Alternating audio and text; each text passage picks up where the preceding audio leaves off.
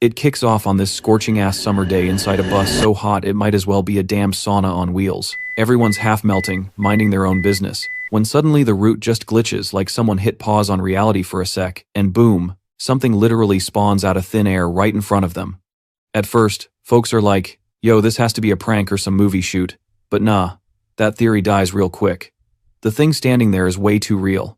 A straight-up goblin. What was supposed to be a normal, sweaty commute instantly turns into full-on chaos.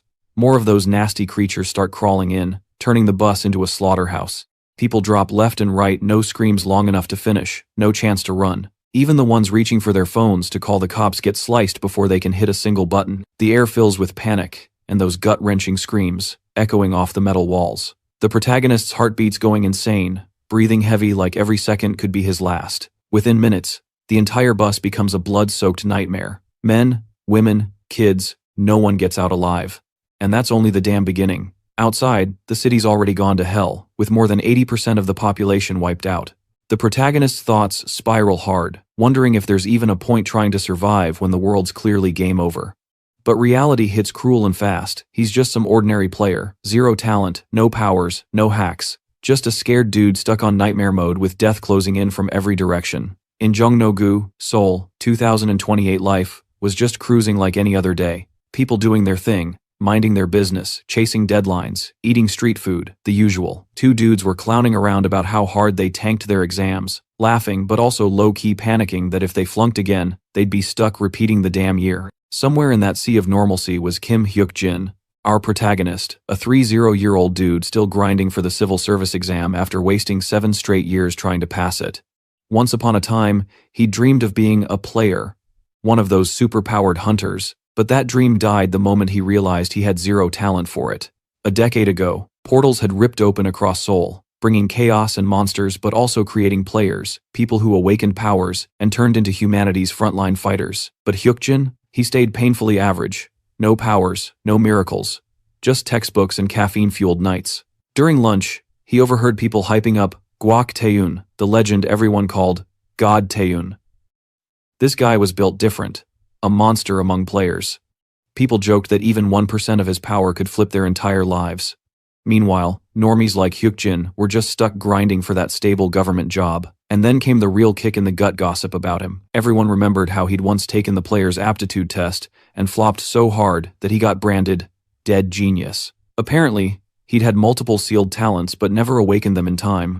Most players awakened in their early 20 seconds, but Hyukjin, he was still chasing that spark in his 30 seconds. 7 years back, he'd taken what was supposed to be his final shot. The result? A single, trash-tier talent so useless he wished he'd gotten nothing at all. That test was government-run, meant to spot hidden power and create new players. But for him, it just slammed the door shut on that dream. The head of the freaking Players Association had even shown up personally to hand him the result, which made zero sense. The guy had no clout, no fame, just a regular school record and an ordinary life. He'd even tried applying to be a civil hunter's assistant, basically the bottom-tier job in the player world, and still couldn't make the cut. Players lived like celebrities, TV interviews, fan clubs, sponsors, dungeon loot, worth millions. While normal folks like Hyukjin weren't even on the radar, the difference between players and people like him was night and day, heaven and hell. So Hyukjin stopped wasting time being bitter. He buried his disappointment and kept studying like a machine. His life felt dull, gray, and painfully hopeless, but he didn't quit. Maybe one day he'd finally pass that damn exam. After the cataclysm on April 27th, 2018, shit just kept hitting the fan. Tons of horrifying events unfolded since then.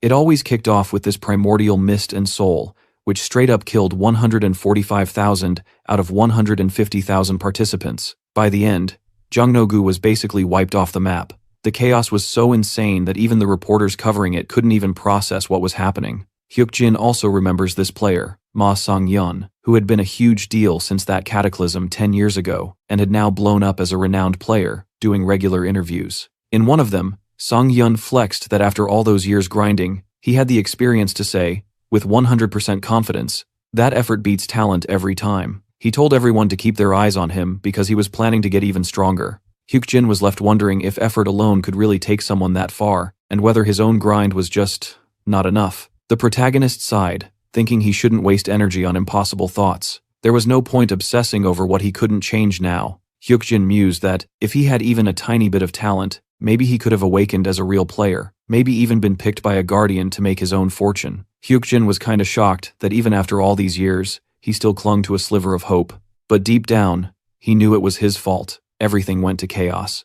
His mother died from her own illness, his sister had to grind at a semiconductor factory to escape poverty, and then she got leukemia. And honestly, so much of the rest was on him too. Hyukjin reflected that, even if he managed to succeed for his family, he was still basically broke, talentless, and had nothing of real value. He failed the civil service exams multiple times, and no one ever knew why or what he was doing wrong. Eventually, he ended up famous just for being utterly incompetent, and he kept asking himself when exactly life started going off the rails. Hin always told himself he gave it his all, but in reality, that wasn't true. He wondered if things could have changed if he had tried harder, but now, looking at the rest of his life stretching out, he didn't even know what to do anymore. Hyukjin felt mad lonely thinking about all of this. With those heavy thoughts, he finally crashed on his bed that night. The next morning, Hyukjin woke up completely clueless about the time. Then it hit him midterm evaluation day. Even though he'd actually gone to bed early, somehow he still managed to oversleep. He decided a shower was mandatory before heading out and wondered what time the exam even started. Shrugging it off, he set out like normal, but immediately, something felt off, like seriously off. He couldn't exactly put his finger on it, but the vibe was totally weird. At the station, the bus rolled in, and that uneasy feeling stuck around. Everything seemed kinda out of whack that day, even if he couldn't explain why. Hoping it was just his brain overthinking, he hopped on and decided to review his notes for the exam during the ride. Classic Hyukjin studying mid-bus like he did a decade ago in Jongno-gu. Yeah, that was the start of the cataclysm. People around him chattered about random stuff, weather, trending idols, whatever. Hyukjin kept flipping through info on the killer fall when the shift hit. Out of nowhere, the bus filled with this insane, thick fog spreading crazy fast. Everyone was staring, confused because visibility was zero, and there had been zero weather warnings. On top of that, a gnarly, awful smell started creeping through the air. Then Hyukjin saw it, an emergency SMS flashing about a major disaster. Jongno-gu was being hit by deep fog. The 27th of April 2018. Everyone was warned to drive safe while chaos ruled. And bam, he got it. That gnawing unease wasn't random. He had literally woken up 10 years in the past. His instincts screamed because he'd lived this day already. The cataclysm was unfolding exactly the same way. Everything clicked. Jongno-gu, Gwanghwamun, all of it was screwed. The fog, the horrors, it would swallow everything. If this was real, even the bus he was on heading there was a death trap. Almost 100% of people in Jongno-gu had died back then. Hyukjin now fully understood. He wasn't just back in the past. He knew exactly what was about to go down. Right up to the present, he remembered. Then, out of nowhere, a game system window popped in front of him, shouting, "Prepare player," totally confusing him. The screen said the tutorial was starting. 10 years ago, this same tutorial triggered when monsters burst out of dungeons all over the world. And not just any monsters, they massacred humans without mercy. That week of the cataclysm, later called the beta or tutorial, saw nearly 150,000 deaths in Jongno-gu alone. Survival rate? A measly 3%. Worst day in human history, but that disaster birthed the players. They crushed monsters fast. The catastrophic dungeons in Jongno-gu slowly got cleared by their hands. Every dungeon invasion sparked huge battles among players and became recorded for virtual dungeon creation. Slowly, the world started to reorganize after the great disaster. Back then, Hyukjin memorized every single dungeon recording, watching them all obsessively. He ran those virtual dungeons hundreds of times, hooked by the thrill and the dream of becoming a player. Honestly, no one knew more about those events than him. Even though he never became a real player, he memorized every raid, played through all of them countless times, and that's where he proved his potential, essentially the best player in the virtual world. Now, in the present, the tutorial was about to drop again. The system window warned all players to prep themselves. Hyukjin knew those alerts would appear during the cataclysm. He'd only ever studied them theoretically, but seeing them live? Whole different level of intense. Out of nowhere, the bus smashes into something, and everyone inside gets shook. Nobody can even see outside, so panic starts creeping in, thinking shit might be serious. Hyukjin's trying to keep his cool, knowing this was all predicted and had happened before, but then he realizes the others didn't get the tutorial alert, meaning he's basically solo in this game. His only shot at survival? Use every trick he knows and analyze before doing anything dumb. The system warns him to watch his moves, cause the nameless observer is peeping at him now. Hyukjin guesses this observer was like a guardian back in the day. Weirdly, the observer wants to give him a beta opening bonus, something only for top-tier rankers. That messes with his head. Guardians hovered above players, deciding fates with bonuses and favors, and they always use nicknames, not real names. The system announces that Hyukjin gets the serene eye of the observer. He feels oddly calm, like someone's watching him from a third-person perspective, making him feel almost detached from the chaos. Then the system says the tutorial quest drops in 10 seconds, and the countdown starts. The bus driver freaks, saying the fog's too thick to drive, so they'll need another way to reach their destination. Chaos hits way faster than expected, and passengers start whining about being late. Most think they should just run, but Hyukjin yells at them not to leave, knowing that's how they survive. The system double confirms the nameless observer is eyeballing him. Suddenly, a massive light pops up, and a being emerges, a portable portal opening, named by the system as an intermediate administrator. The admin, Cinia, greets everyone, and says they're inside her tutorial now. The quest? Survive in the field for 7 days, with no escape. Difficulty depends on how many make it through. Normal people are straight up confused, asking if this is some movie set and demanding answers. Cinia shuts that down, saying they need to grow strong to survive. Then, a corpse crashes in front of the bus, blood everywhere on the windows, shocking everyone. Hyukjin knows scaring civilians with deaths is part of the strategy. The system alerts that screams and movement are detected, as goblin troops start coming out of this new world. The first goblin attacks, and more swarm in, heading for Jongno-gu. Passengers see shadows creeping, weird silhouettes climbing over everything, and panic spikes. They think about escaping, but Hyukjin yells, "Don't open the doors, it would be worse." Goblins would massacre outside, so staying inside is their only shot. Though judging by how panicked everyone is, Hyukjin doubts survival odds are high. 10 years into the goblin raids, humanity had kind of figured out some survival hacks. The ultimate move? Facing those monsters head-on, basically signing your own death sentence. Knowing it was one thing, actually doing it? Whole different level. Hyukjin knew straight up he wasn't strong enough to take those guys on in the tutorial. Goblins were beasts, physically crushing humans like bugs, and it was only a matter of time before they smashed the bus and got inside. The passengers were screaming, panic mode maxed, running around like idiots, but Hyukjin yelled at everyone to crouch and stay put. Yeah, good luck convincing them while their brains were fried from fear. But he didn't care. They had 2 options, follow him or die. Time wasn't waiting for anyone. Nobody really got what he was saying, just wanted to know if they were supposed to stay put while chaos unfolded outside. Logic said run, but Hyukjin? Too late for that. The system popped up, showing that the nameless observer was watching his every move, activating the status window and inventory. Hyukjin blinked, his points were insane. Even top-tier players usually started with 9, and here he was, rocking 11 inches the tutorial.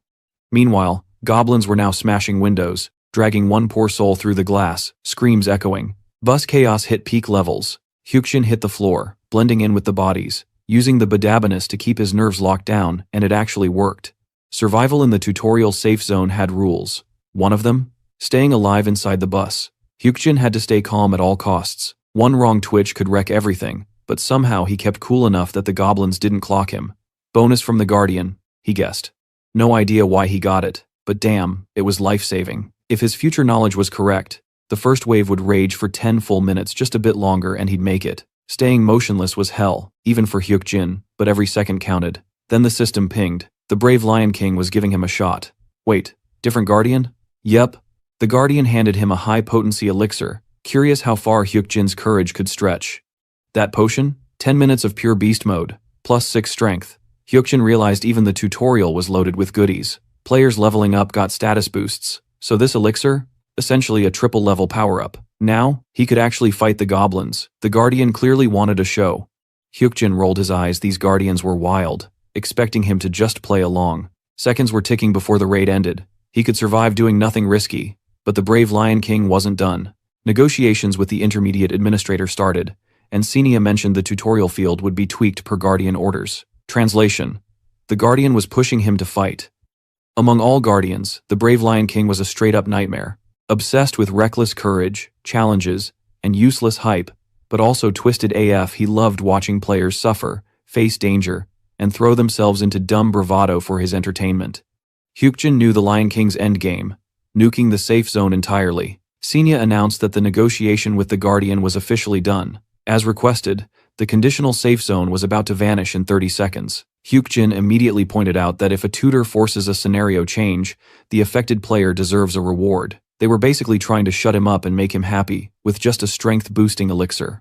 He made it clear that Sanya couldn't just ignore the rules, especially if his life was on the line. Ignoring the commandments? Yeah, that was not okay, which obviously shocked the admin. Even the nameless observer was impressed, but the brave Lion King just went quiet. Senya asked about these commandments. Hyukjin said it was just an irrational complaint, like, whatever, thinking their shock was normal. After all, the laws and commandments weren't even discovered until 7 years after the tutorial. When Senya pressed how he knew about them, he dodged the question, saying it didn't matter. Honestly, players don't owe anyone explanations on how to play the game, which shut her up. He also mentioned that 10 seconds of his safe zone time were already gone, and she'd need to make that up. Senya admitted he was right. Following the commandments, she extended the safe zone by 10 more seconds and added compensation for the scenario change. Hyukjin got a quality lubricant, perfect for sharpening blades or other uses, plus a rusty steel sword not deadly, but packing 2-5 attack points. He realized he couldn't complain anymore. At least he got something just by mentioning the commandments. When he came back, the goblin invasion wave was over, and everyone left the bus. Thanks to that chat, he used the safe zone efficiently and survived without fighting monsters. The system notified that the brave Lion King was disappointed, but Hyukjin didn't give a damn. He ended up seeing all the passenger bodies on the ground and almost vomited, but he had to stay strong and focus on surviving. Hyukjin knew the tutorial week was literal hell, and surviving meant finding water and food as soon as possible. So he left the bus and headed to the nearest convenience store, about 300 meters away.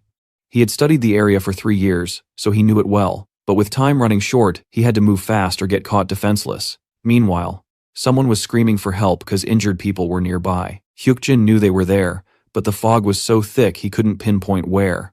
Using the bus he'd been in as a landmark, he tried to navigate, dodging obstacles, still wondering if his crazy calm was thanks to the Guardian bonus. The chaos around him, dead bodies, wreckage, was insane. Then, out of nowhere, an arm under a car made him jump. At first, he thought it was just another corpse, until a voice screamed for help. Hyukjin spotted a survivor and got closer. On the other side of the car, a goblin was lying in wait, cackling, ready to kill the trapped woman. She begged him to save her, saying she wasn't ready to die, still wanting to see her mom. That's when he realized it was a child. Initially, he didn't notice because he was shook by the survivor, but the kid wasn't even injured despite the goblin trying to slice her legs, probably some bonus, like Hyukjin got during the tutorial. Her screams weren't pain, they were pure fear. The goblin was too busy trying to kill her to notice anything else. Hyukjin thought maybe this was what people called a player's talent. It's a self. Suddenly, the administrator popped up and said it was a baby goblin. Still, a level 1 shouldn't have handled it this easily. If Senya was telling the truth, that made the kid even crazier impressive. In reality, the child had some insane tanker-type ability. Hyukjin knew if he didn't step in, more goblins would show up and she'd be toast, so he acted fast, opening his inventory to summon his rusty iron sword.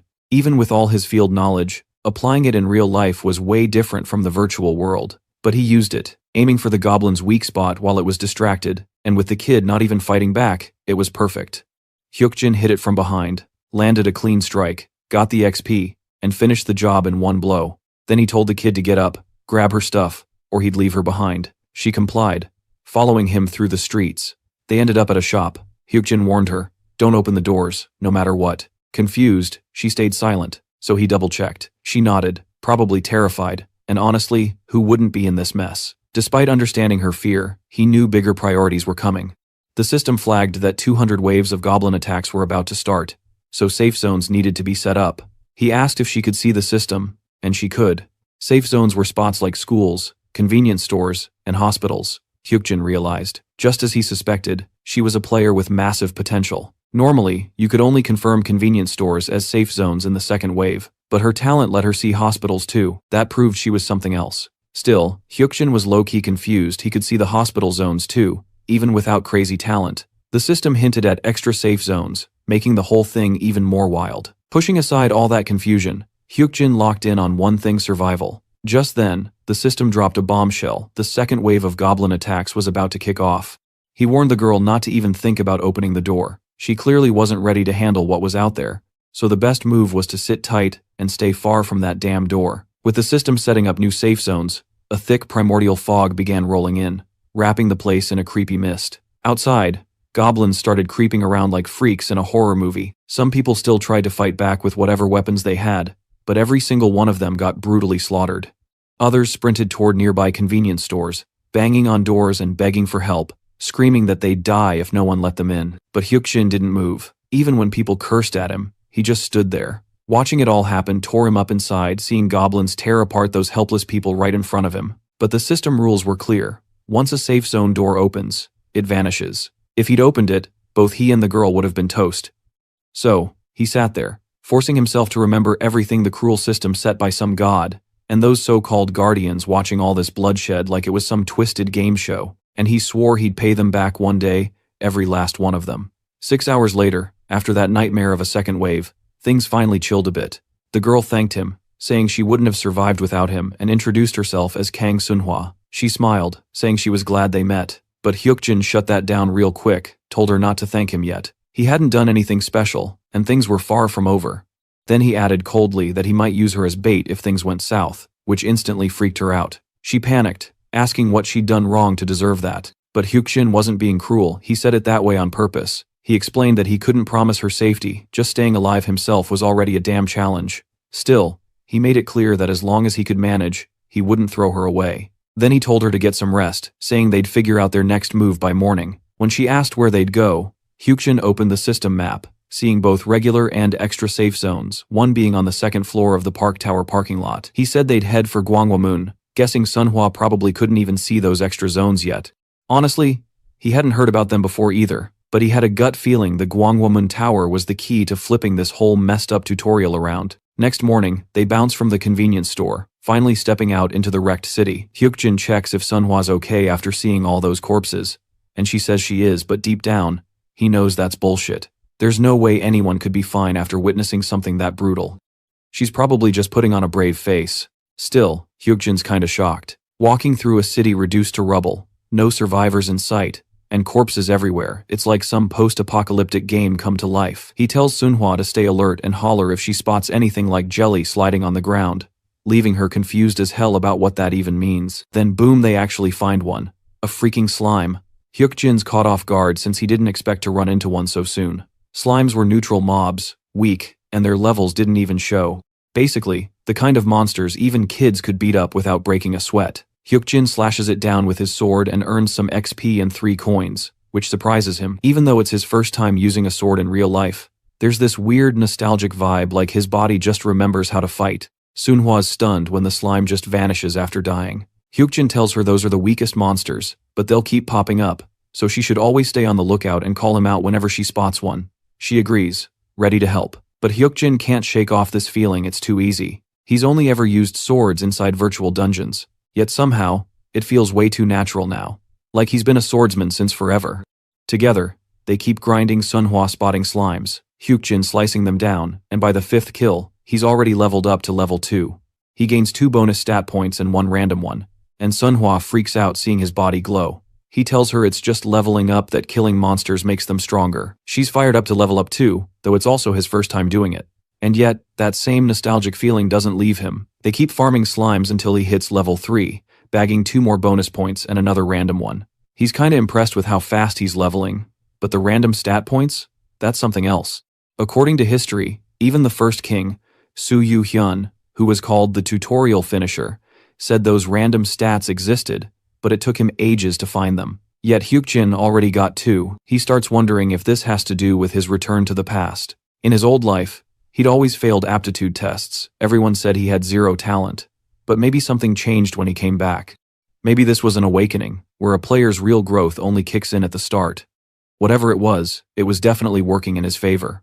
By surviving and hitting level 3, Hyukjin even caught the attention of some guardians watching from above. If he really had an early awakening, there was a chance to reach his ultimate goal, because in 3 years, a disease-curing potion would drop on the market. The price? 1 billion. And if he could stack up that kind of cash, he could save his mom's life. So for now, all he could do was grind, survive, and keep hustling toward that goal. During their journey to Gwangwamun Tower, Sunhwa and Hyukjin kept farming slimes like it was a full-time job. Hyukjin grinded his way up to level 5, snagging 2 bonus points and 1 random stat each time, which honestly kept throwing him off every time he checked the bonus screen again. That's when something new popped up, a party feature. Once he hit level 5, he instantly used it to invite Sunhwa into his group. Boom, she officially became part of his team, and now they could share EXP. Sunhwa was kinda mind-blown by the new system features, while that nameless guardian kept watching Hyukjin with growing interest. But Hyukjin didn't care. Sunhwa thanked him nervously, promising to work hard and not be a burden, even begging him not to abandon her. He could tell she'd been through some serious abandonment issues. He felt bad, sure, but he was also fighting for his own survival. So he told her that words mean nothing, she better prove it through action. Despite the quick level ups and the sweet stat boosts, one thing still haunted him: that monster. Waiting on the first floor of Gwanghwamun Tower, Hyukjin doubted he could even protect Sunhwa when that time came. I mean, a level 5 guy protecting someone? Yeah, right. Then Sunhwa suddenly pointed ahead, spotting something. A creature, a level 3 city fox. The system showed it was neutral, but these things always moved in packs and attacked together if provoked. Hyukjin signaled her to move quietly, but Sunhwa, not knowing any better, used a skill called Taunt, pulling every damn fox's attention onto herself. Hyukjin rushed to help, realizing she wasn't taking too much damage, but the foxes were multiplying fast, so he went for the kill, aiming straight for their necks. After a brutal fight, he wiped them out, and checked if she was okay. Meanwhile, the system went off again. Level up, several times. He was now level 8. Right then, Administrator Senya appeared, curious about his level. Hyukjin casually said he was level 8, which made her doubt him. He told her to scan him if she didn't believe it, and when she did, she was stunned he wasn't lying. Even the nameless guardian was shocked at how fast he was growing. Other watchers were now paying close attention. Hyukjin knew his rapid growth would draw eyes, even he found it weird. He opened his status window, noticing his distributed points were way higher than a normal level 8's. Clearly, his growth was freakishly fast, but he wasn't about to complain. It was an opportunity he'd milked to the max. Then he told Sunhwa it was time to move. There was a dungeon inside the tower, and once they entered, she had to follow his instructions exactly, or she'd die. Sunhwa looked nervous, but Hyukjin assured her not to panic as long as she stuck to the plan. They took down a few more city foxes on the way and looted a worn iron gauntlet, which Hyukjin immediately gave to her. With that, their dungeon prep was complete. As they approached the tower, the system announced, "Minimum entry level 5. At the entrance, Sunhwa asked if they were seriously going in. Hyukjin said yes, no hesitation. Together, they stepped into the dungeon. Inside, monsters were everywhere, instantly noticing them. Hyukjin reminded Sunhwa of the plan, and she nodded. Then, he disbanded the party and told her to start with the goblins. The two split up to clear the place. Hyukjin noted that, unlike higher-rank dungeons where everything wanted you dead, this D-rank tower had both hostile goblins and neutral city wolves. If they focused on the goblins first, the wolves wouldn't bother them. And damn, Sunhwa was killing it. Her movements were sharp, her attacks clean, she fought like a pro. The goblins couldn't even touch her. Hyukjin couldn't help but think this girl's a total natural. When Sunhwa wrapped things up, Hyukjin hyped her up for doing great and told her to chill for a bit. Meanwhile, his mind was already running wild. He figured the mini-bosses were about to pop up soon, since they usually stayed hidden until all the nearby monsters were gone. Once Sunhwa caught her breath, Hyukjin said they'd finish off the leftovers. She nodded, then went straight to cleaning up the remaining foxes from the neutral city, just a handful of monsters left. Out of nowhere, the system dropped an announcement: the pause had kicked in. The nameless observer was going nuts with curiosity about Hyukjin. The brave Lion King was watching closely, and even the unnamed guardian seemed to buzz with excitement. Then, someone started talking to Hyukjin, and that's when he realized time itself had frozen. It had to be some crazy power, probably from an administrator-level skill that could literally stop everything in the field. Senya walked up, clearly annoyed, asking if he'd lost his mind, especially after she burned one of those insanely expensive time-stop items. Hyukjin just stared, saying he had no clue what she meant. Senya shot back that up until now, he'd been acting like some all-knowing future seer, and asked if this was part of his grand plan too. Hyukjin's answer? Maybe, maybe not. That ticked her off even more. She called him reckless for summoning a level 13 goblin soldier mini-boss, something totally out of a level 8 players league. That thing had boosted stats and could crush them easily, especially since he only had one teammate with him. Senya demanded to know why he'd pick a fight he couldn't possibly win. Hyukjin could tell she genuinely didn't want him to die, which honestly threw her off. But he knew she was hiding something. The Guardians clearly had an interest in him after all. He was the player who acted like he could see the future. A total wildcard meant to put on one hell of a show for the audience up there. That's why Senya probably wanted him alive, not because she cared, but because he was entertainment. He also noticed something weird. He didn't remember ever hearing about Senya in the future. Maybe she'd been some clumsy administrator who got benched before the dungeon craze blew up. Her excuses were so bad it was almost funny. When she asked if he was trying to insult her, Hyukjin calmly said he was just being honest. She was wasting time anyway, letting things drag on like this. Then he gave her an idea. Once the pause ended, she could announce that he wouldn't be able to defeat the goblin soldier. Then, he'd prove her wrong in front of everyone, giving the Guardians one hell of a spectacle. Sinia stared at him, asking if he was seriously planning to fight that monster. Hyukjin told her to think harder. How could a level 8 player beat a mini-boss?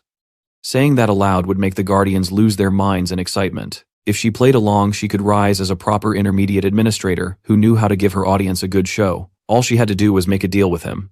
But Senia's patience was wearing thin. She powered up, ready to smack him down. Hyukjin, unfazed, pointed out that if she really wanted him dead, she would have done it already. Killing him now would be a total waste after granting that pause. She had nothing to lose by cutting a deal. Finally, Senia asked, with clear frustration, what kind of deal he was thinking of. Meanwhile, Sunhwa's out there wrecking monsters left and right, stacking up levels like a pro. She turns back, flexing a bit, and tells Hyukjin that she's wiped out every single one just like he told her to. Hyukjin calls her over, and right then the system confirms it. All monsters cleared. Boom. That triggers the condition for summoning the floor's mini-boss, the goblin soldier. Suddenly, that ugly bastard spawns with a bunch of other monsters, claiming the whole floor as its new battlefield. Hyukjin pulls Sunhwa down into hiding, telling her to keep her head low. Just the sight of that beast was pure insanity. The goblins immediately start reacting, sensing intruders nearby. Hyukjin already knows the trick. The cleanest way to kill a goblin soldier is to bait out and dodge its deadliest move, spear throw. So first, they had to make it waste that attack. When the goblin lunges toward their hiding spot, Hyukjin decides it's go time. He tells Sunhwa they're starting the hunt and signals Senia to watch carefully because a level 8 player was about to solo a mini-boss.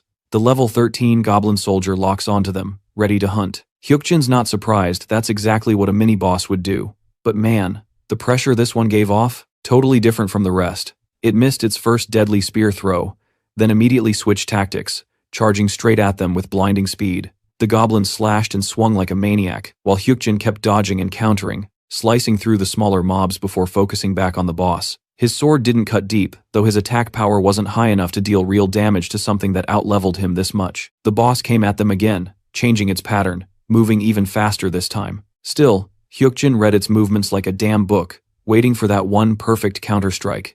He was determined to end it, no matter how risky. Meanwhile, Sunhwa used her taunt skill, pulling all the smaller goblins toward her, tanking every hit while sticking to Hyukjin's plan. She took all that pain head-on because she refused to be left behind in this brutal world. A bunch of Guardians joined the channel, curious to see how this wild fight would go. Even Senia was shocked by how many were watching. Everyone was whispering, was a level 8 player seriously fighting a dungeon boss in the tutorial? Senia confirmed it. Kim Hyukjin, level 8, unreal. The Guardians couldn't believe what they were seeing. They kept saying, no way those movements belong to a level 8 player. Maybe he's hiding his real level? Senia agreed he wasn't fighting like any newbie. But still, by logic, there was no way he could actually win. Eventually, his weak attacks should have worn him out before the mini-boss even broke a sweat. But Hyukjin wasn't going down that easy. The fight dragged on dodges, slashes, counterstrikes, until he finally yelled for Sunhwa to finish them off. She went berserk, wiping out all the smaller goblins on her own and earning massive XP boosts one after another. The system admin was completely stunned by her sudden burst.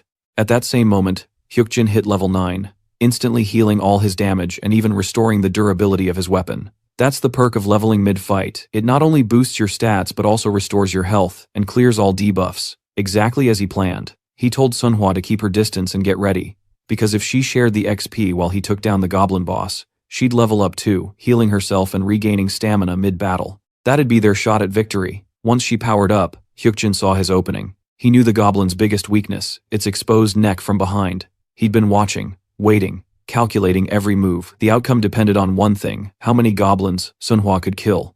The more she leveled, the stronger their odds became. And with every monster that fell, their shot at clearing that dungeon grew closer to reality.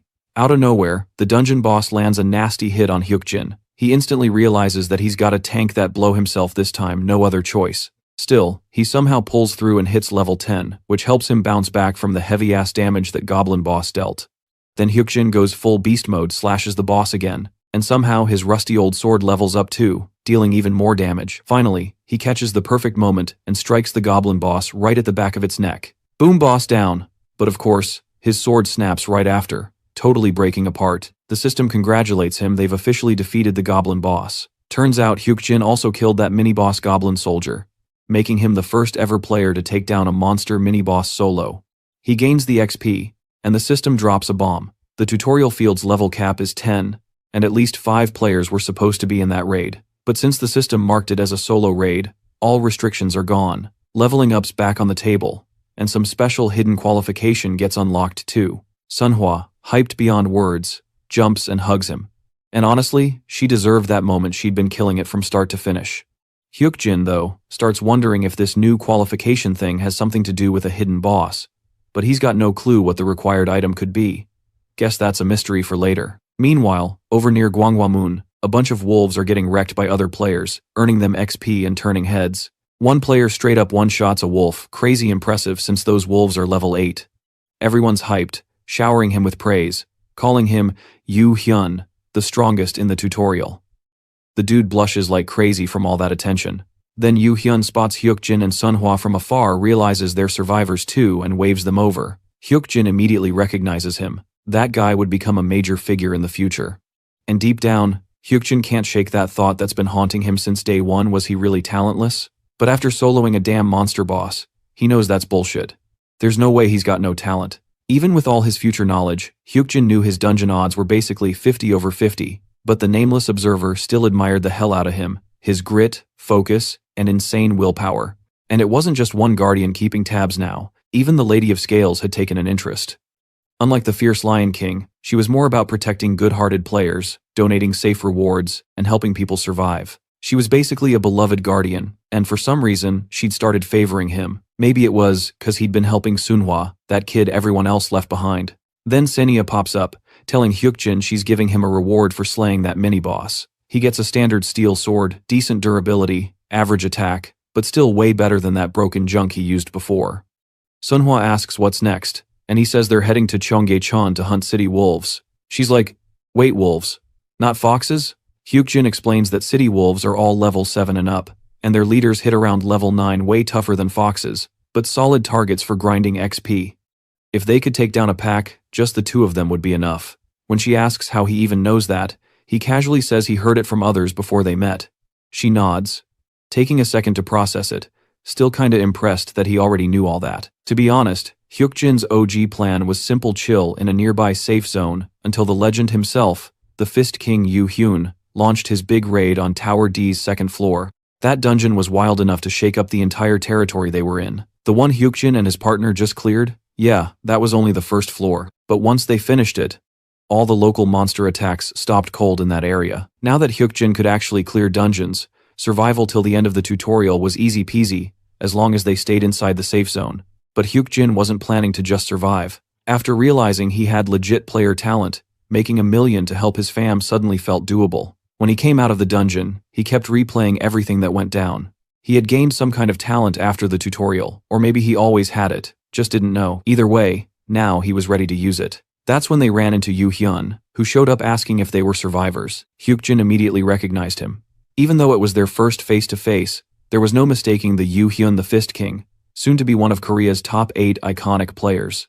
Hyukjin confirmed they were survivors, and Yu Hyun said something nice about how tough it must have been for them. That honestly shocked Hyukjin. Dude had already saved a bunch of people inside the tutorial. Even in this timeline, his power and charisma were the same. Then Yu Hyun offered to team up, saying more survivors together meant higher chances of making it out alive. But Hyukjin straight up refused, leaving everyone stunned.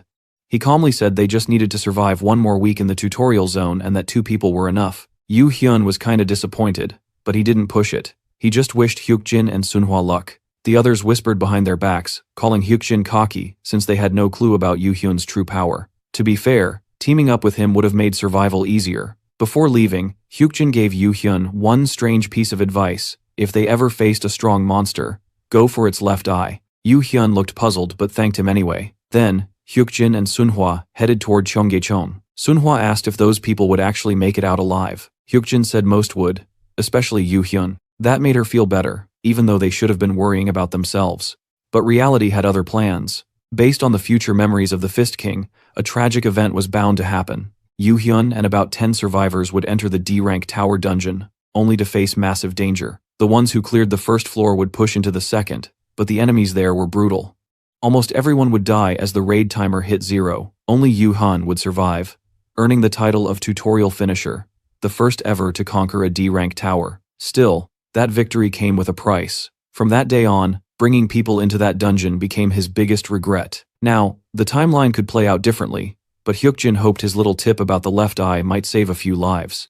Even so, he didn't want to risk joining them because this time, the cost could be their lives. Sunhwa suddenly pointed out something up ahead, a pack of wolves, the same ones they'd been hunting for. Hyukjin gave her props for spotting them from that far and was like, "Nice job, let's go get 'em." Without wasting a second, the two charged straight in. Sunhwa popped her taunt skill, swinging her baseball bat like she owned the place, playing her role perfectly as the bait to distract the beasts.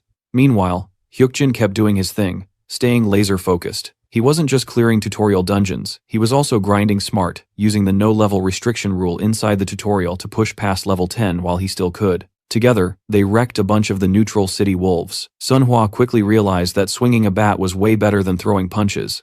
Following Hyukjin's advice to grab that weapon? Best decision ever. Hyukjin, on the other hand, kept slicing through monsters until he finally hit level 11, officially becoming the first player to ever do it. Sunhwa wasn't even shocked, just proud. It was already insane how hard it was for others to reach level 10 that fast, but Hyukjin went beyond that. Then came the surprise he unlocked a brand new title, the First Pioneer. The name alone screamed prestige. It boosted EXP by 20% and could even stack with other titles. Hyukjin was stunned. He'd never even heard of that title before. But thinking about it, it made sense since no one else had broken the level cap earlier. No one could have claimed it. Sunhwa glanced at him, asking if he was good, and he just nodded, saying they should keep moving and hunt down more monsters themselves. Meanwhile, the administrator was silently watching the duo while chatting with the guardians. Xenia, clearly annoyed, muttered that just as she'd suspected, she'd discovered something weird, and now she'd need to report it and get it confirmed. Inside the hospital's safe zone, Hyukjin and Sunhwa were prepping for another dam expedition. While Hyukjin noticed Xenia had been acting weird since yesterday, she seemed pissed, and now he knew why she brought up the title he'd earned. He casually admitted he got one but refused to tell her which, leaving her frustrated and clueless. Not even the Guardians could know a player's title unless it was spoken aloud, and Hyukjin wasn't about to hand out that info.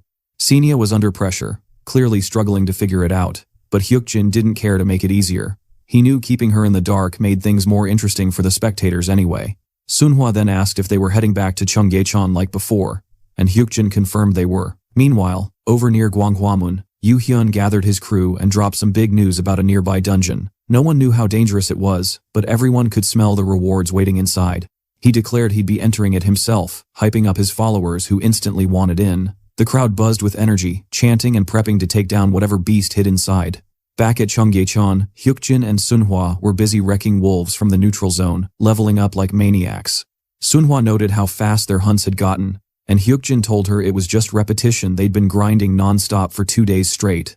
He'd already hit level 12 in no time. Moving so fast, the wolves barely had a chance to react. The loot was pouring in 2 coins, drops, and a mutant wolf fang worth over 6,000 coins. Then Sunhwa spotted one more wolf lurking nearby, and Hyukjin instantly recognized it as the last one. He killed it with a single blow, easy and clean. But then a weird notification hit. They'd completed all hidden requirements for something special. The system listed them out. Obtain a secret item, reach level 12, and slay 500 city wolves. Hyukjin froze for a second, realizing what they'd triggered. He'd been avoiding danger, but fate clearly had other plans. Because now, they had just unlocked the damn Wolf King Lycanthrope. Hyukjin yelled for Sunhwa to run, and both of them bolted without looking back. Sunhwa tried asking what the hell was happening, but Hyukjin had zero time to explain. His only focus was getting them out alive. Out of nowhere, Lycanthrope crawled out of a damn portal, unleashing his skill Howl, which hit their bodies like a shockwave. Sunhwa stumbled and fell, apologizing as her body refused to move properly under that monster's influence. Hyukjin told her to hide behind a nearby car, but she hesitated, panicked about what he was planning next. He shouted again, forcing her to move, because he knew there was a secret item tied to this encounter, and certain conditions had already been met.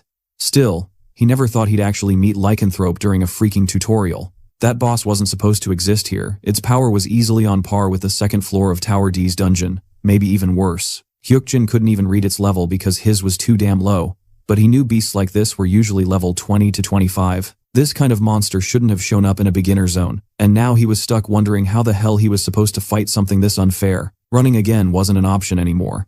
So, he pulled out a grand elixir, chugging it down to temporarily boost his strength by 6 points. If he wanted to live, he'd have to use the raid tactic from the great explorer Jackson's strategy, lure the boss in and outsmart it. As the lycanthrope charged, Manhwa tried to hide like she was told, but her chest tightened with worry, unsure if Hyukjin could handle this alone. She couldn't even see the monster's level, and that scared the hell out of her. It looked nothing like the wolves they'd been farming earlier.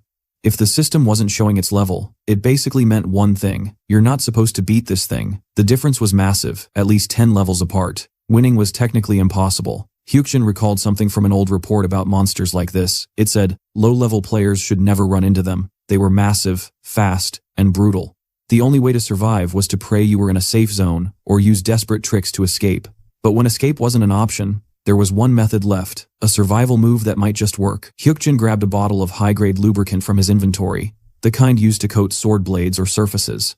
He remembered lycanthropes always opened with a huge leap for the throat, so as soon as it lunged, he slid under it with perfect timing. The next attack came in a sweeping motion, and Hyukjin read the beast's muscle movements and shadow positions like clockwork. He threw the lubricant on the ground, making the monster slip like an idiot, giving him the perfect opening. Using his boosted strength, he dashed in and slammed it down hard in a single strike. He remembered from the same report that water was another weakness. Lycanthropes hated it. So, Hyukjin pushed the beast straight into the nearby stream, forcing it underwater. The thing thrashed violently, shrinking as its swollen form collapsed into something smaller, weaker. Manhwa was left speechless, watching the scene unfold. Hyukjin explained that when a lycanthrope hit water, it lost its monstrous form, turning into something no stronger than a regular city wolf. Manhwa was stunned and asked if Hyukjin had some secret martial arts training or something, because the dude fought like a movie hero. He brushed it off, saying he'd never trained a day in his life, just studied for exams. Truth was, he didn't win through skill, just clever tricks. The weakened lycanthrope howled from the water until Hyukjin finished it off with a clean sword strike, ending its misery and earning a flood of level-ups straight from 12-2 to level 15. He'd just taken down a hidden boss and got showered with rewards for it. The system granted him the title, Excellent Hunter, and even the Guardians watching were impressed. The nameless observer tossed him 1,200 coins, while the Lady of Scales added another 700, praising how he protected his ally. The brave lion, though, just scoffed at his cowardly tactics. Hyukjin didn't care, coins were coins, and he'd made bank. He wondered how much more he could squeeze out of this system, now that he'd reached level 15 inside a tutorial. Then, calling for Senia, she appeared instantly, almost like she'd been waiting for it. She confirmed his new level and began explaining that the item shop feature had now unlocked. Normally, that wouldn't happen until after the tutorial, so this was wild. She said he could spend his earned coins on special tutorial-only items, just 4 available for now. Hyukjin wasn't surprised. That was standard tutorial stuff. He had nearly 8,000 coins stacked up and figured he could buy a bunch of potions or other useful gear. Before he could browse, Senia suddenly asked if he had a real name. Hyukjin frowned, wondering why the hell she wanted to know that. She sighed, admitting she hadn't been curious at first but changed her mind, then asked if he wasn't planning to check the rest of the Excellent Hunter rewards. He told her he'd do that later alone. No need for her help. Deep down, he didn't want her learning too much. She was way too green to realize how dangerous revealing information could be. The Excellent Hunter title was special, only obtainable in the tutorial, and applied to non-sentient creatures recognized by the system. It gave him a solid 20% boost to damage, 10% speed increase, and a new skill called Hunter Strike. The skill sometimes failed against targets, but it was still damn powerful. With that kind of buff, low-level monsters were basically free XP now. Hyukjin then told Manhwa to pack up. They were moving out. Their next target was the second-floor dungeon of Tower D. Manhwa hesitated, asking if he meant the same place where they'd fought the goblin soldier earlier. When Hyukjin confirmed, she looked shocked. He'd literally said that floor was insanely dangerous. Hyukjin agreed with her completely, because deep down, he knew the real nightmare waiting inside was nothing like the goblins. It was someone or something way worse. Meanwhile, Yu Hyun's team was getting absolutely wrecked inside the second floor. Bodies already dropping left and right while the guy himself was bleeding out and barely standing. The situation was tense as hell, and he couldn't wrap his head around what kind of monster he was even facing, or how the hell he was supposed to beat it. His bones ached, his body screamed to stop, but quitting wasn't an option. If he backed off now, it was game over. Even if it was suicide, he had to land at least one real hit. So, he swung again and again, but his strikes did jack shit, while one counter from the beast shattered his bones like glass. It felt like punching a damn concrete wall that punched back harder every time. He started wondering if this was just his death scene playing out in slow motion. Then suddenly, a memory clicked something Hyukjin once said about hitting the monster in the eye. It sounded dumb back then, but right now, it was all he had. Before he could plan anything, the monster's fist came crashing down. He dodged once, barely, then got smacked by the second hit, sent flying like a rag doll, coughing blood mid-air. It was over, or so it looked. Then the system notification hit. New players had entered the dungeon. Everyone froze, confused as hell, until Hyukjin and Sunhwa appeared right in the boss zone. The system added that there was no player limit, and Hyukjin just sighed, realizing things had gone wild again. The boss was still that same magic troll unknown level, red named, and a total freak of nature. Most people inside were half dead already, and Yu Hyun had blacked out. Using his inventory, Hyukjin pulled out some basic potions and started healing whoever he could.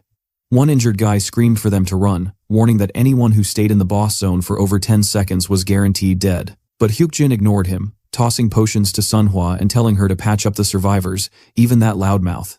While she handled the wounded, he ordered her to tell the recovered ones to stay low and not move while he fought. The man couldn't believe it. This dude was seriously planning to fight the floor boss alone. He shouted again to run, but Hyukjin didn't even blink. He knew exactly what he was dealing with. That troll wasn't just any beast. It was one of the monsters he knew better than anyone else. Like the lycanthrope, its level was hidden, its name was red, and its toughness was straight up broken. Magic trolls were infamous for their ridiculous vitality and regen. They barely took any damage unless hit by proper weapons. Normally, players like Yu Hyun were the only ones who could stand against things like this. But he was down cold. So Hyukjin had to go solo. When the troll charged, one of the wounded tried to warn him, but Hyukjin was already moving. He dodged easily, realizing that while the troll's hits were monstrous, its movements were slow as hell. There was no real strategy here, just pure grit and timing. The only way to win was to stay alive long enough to beat it down. Hyukjin remembered how the Fist King had once killed his own tutorial boss by never letting it breathe, attacking non-stop until it broke. Sunhwa looked terrified, and the survivors stared in disbelief, wondering how Hyukjin had the guts to keep standing in front of that beast. Then, the system chimed again. His title was kicking in, giving him buffs mid-battle. His perception sharpened, his reflexes spiked, and he could literally see the trajectory of the troll's attacks. As long as he boosted agility and kept popping potions, he could dodge everything while striking back endlessly. It turned into a brutal endurance match, him versus a regenerating nightmare. Minutes turned to hours, and still, Hyukjin didn't back down. The spectators couldn't believe it. 1 hour passed, then 2. This random player had jumped in just to save them, and he was still going strong. People who thought Yu Hyun was the prodigy were now realizing Hyukjin was built different. He downed another item, muscles aching but eyes locked on the monster. He'd never fought something like this head-on before, but now he was doing it. 5 hours in, and the troll was still standing, but barely. Then the system finally announced that its regeneration had stopped. It had hit its limit. The boss was dying, and Hyukjin knew he was close. His old self, the civil service student Kim Hyukjin, would have never believed this was possible, but that guy was gone. Now, he was Hyukjin the player, and he was ending this fight. 15 more minutes, maybe less, and the floor boss would fall. Just then, the brave Lion King granted him a divine favor, confusing the hell out of him. A new skill appeared, superb overhuman strength, a buff that doubled his attack power instantly. Hyukjin didn't even have time to process it before his next strike landed, hitting twice as hard as intended. The sheer power ruined every calculation he'd made mid-fight, throwing his plan into chaos. He gritted his teeth, pissed off but unstoppable, cursing under his breath at the Lion King's timing. Everyone around was losing their minds, shocked that Hyukjin had taken down the floor boss almost completely solo. Hyukjin knew damn well the brave Lion King Guardian had allowed that on purpose, and if he ever got the chance to take revenge on those divine bastards, that lion freak would be the first to die. His original plan to beat the troll had gone to hell, and now he had no choice but to run. Meanwhile, Sunhwa managed to wake Yu Hyun, trying to help him recover, but the guy instantly panicked about the monster he was fighting earlier. She pointed out that it was still there, only now it was facing Hyukjin instead. That's when Yu Hyun froze. The troll's aura had shifted into something completely different, darker, way more dangerous. Out of nowhere, an arrow shot straight into the troll's forehead, shocking Hyukjin. The man who fired it yelled out, asking if it worked and if the monster was dead, then laughed like a jackass, mocking Hyukjin for trying to steal his kill. But Hyukjin didn't waste time arguing, he just told them to run. because he couldn't save that idiot. The man didn't get it until the system announced the boss's consciousness was now restricted and had entered berserker mode. Hyukjin immediately shouted for Sunhwa to run as another notification declared the boss zone lifted. Chaos hit instantly, everyone scattered, running for their damn lives. Sunhwa asked where to go, and Hyukjin yelled for the escalators. The first floor escalator could only carry 15 people at once, but now there was no waiting, just survival.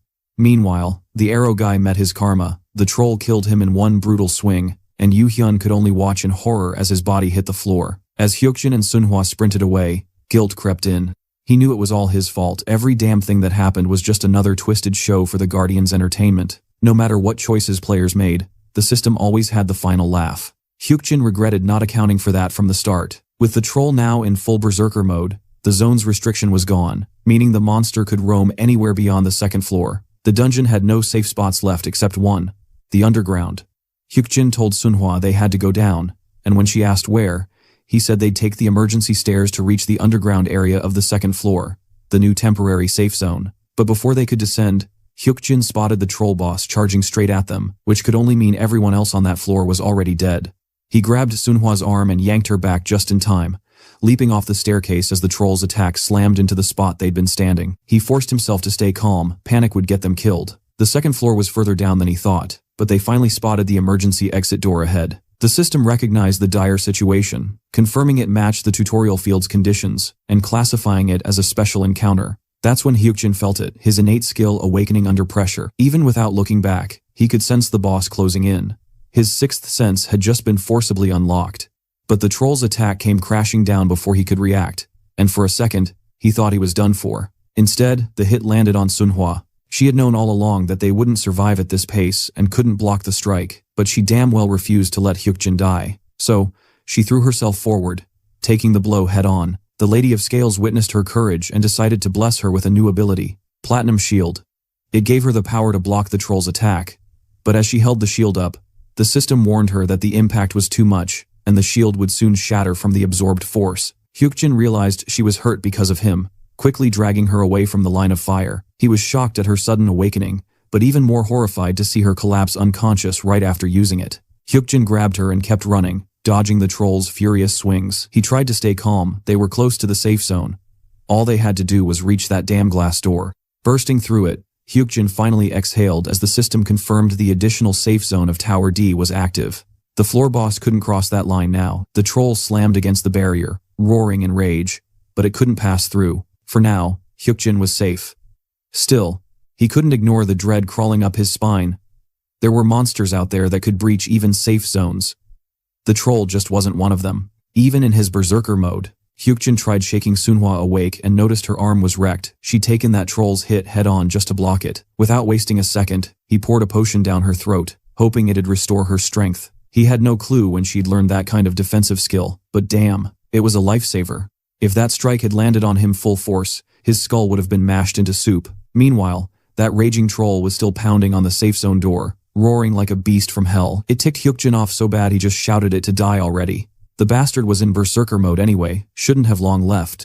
And right on cue, the troll's body burst apart like a damn bomb, painting the whole area red with blood. The system chimed in, declaring that the magic troll had been hunted by the level 20 player inside the zone. Just then Senya appeared, saying the dungeon's conquest reward would go straight to Hyukjin. With the boss gone, the tutorial territory would collapse, and her quest was marked complete. Then came another update. Difficulty for the next stage would depend on survivor count 5,087 in total, making it low. Hyukjin froze for a second. That number was identical to what he remembered from before. Even with him and Sunhwa surviving this round, the total hadn't changed, which made no damn sense. Then came the juicy part, the tutorial completion rewards. Everyone got their system package, player qualification, 1,000 coins, and a beginner's defense kit. Individual rewards were to be distributed by each administrator. Since the whole tutorial was cleared, the level cap was gone too. The tutorial finisher title would go to the survivor on Tower D's second floor, Su Yu Hyun, whose name would be carved into the Hall of Fame. Hyukjin knew that guy had been the sole survivor there last time too, but that wasn't what mattered now. He turned to Senya and brought up the trade she mentioned earlier. He is ready to negotiate. He didn't care about fame or bragging rights. He just wanted to save Sunhwa's life. So he asked her to upgrade his item shop rank immediately. Senya hesitated, saying it'd naturally level up after the tutorial, and that he could just wait or buy potions instead. But Hyukjin wasn't built for patience, he wanted it done now. Contracts between players and intermediate administrators were a thing, as long as the rules were followed. Through them, guardians could spectate the chosen player, and the more chaos or entertainment they brought, the more benefits the administrator got. Hyukjin knew how twisted that system was, but he also knew he was worth a lot right now, especially after those potions and wins. Still, his only focus was Sunhwa. She had risked her life to save him. The least he could do was return the favor. He owed her everything.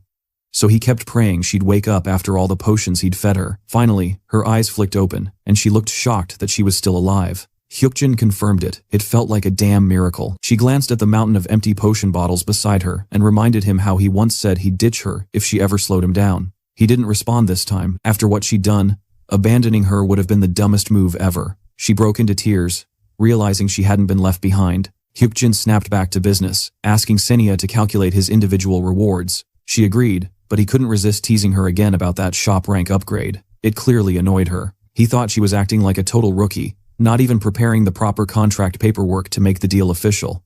He pointed out that it wasn't his fault she was careless, then told her to just read out the damn rewards already. Senia finally displayed his data on the system screen, and Hyukjin couldn't help but feel a surge of pride. The 7-day tutorial was officially over, and survivors were getting personalized rewards based on performance. His results were nothing short of insane stuff no ordinary player could ever pull off without knowing the future. Because of his past knowledge, the timeline had shifted, so it made sense that his rewards were also different. He earned 3 additional ability points, and noticed his title had changed again. Senia explained that his Excellent Hunter title had evolved into Excellent Player, and asked if he wanted to check its effects. He nodded but decided to review it himself, which clearly irritated her. The system revealed that Excellent Player was a rare title obtainable only during the tutorial, given to those who beat the boss and cleared every objective. Its perks were wild: 20% more attack power, 20% faster movement speed, a new skill called Excellent Attack, a 10% EXP bonus, and a small chance for attacks to bypass enemy defenses. Hyukjin was shocked. He thought Excellent Hunter was already busted, but this was straight up overpowered. Still, it made sense.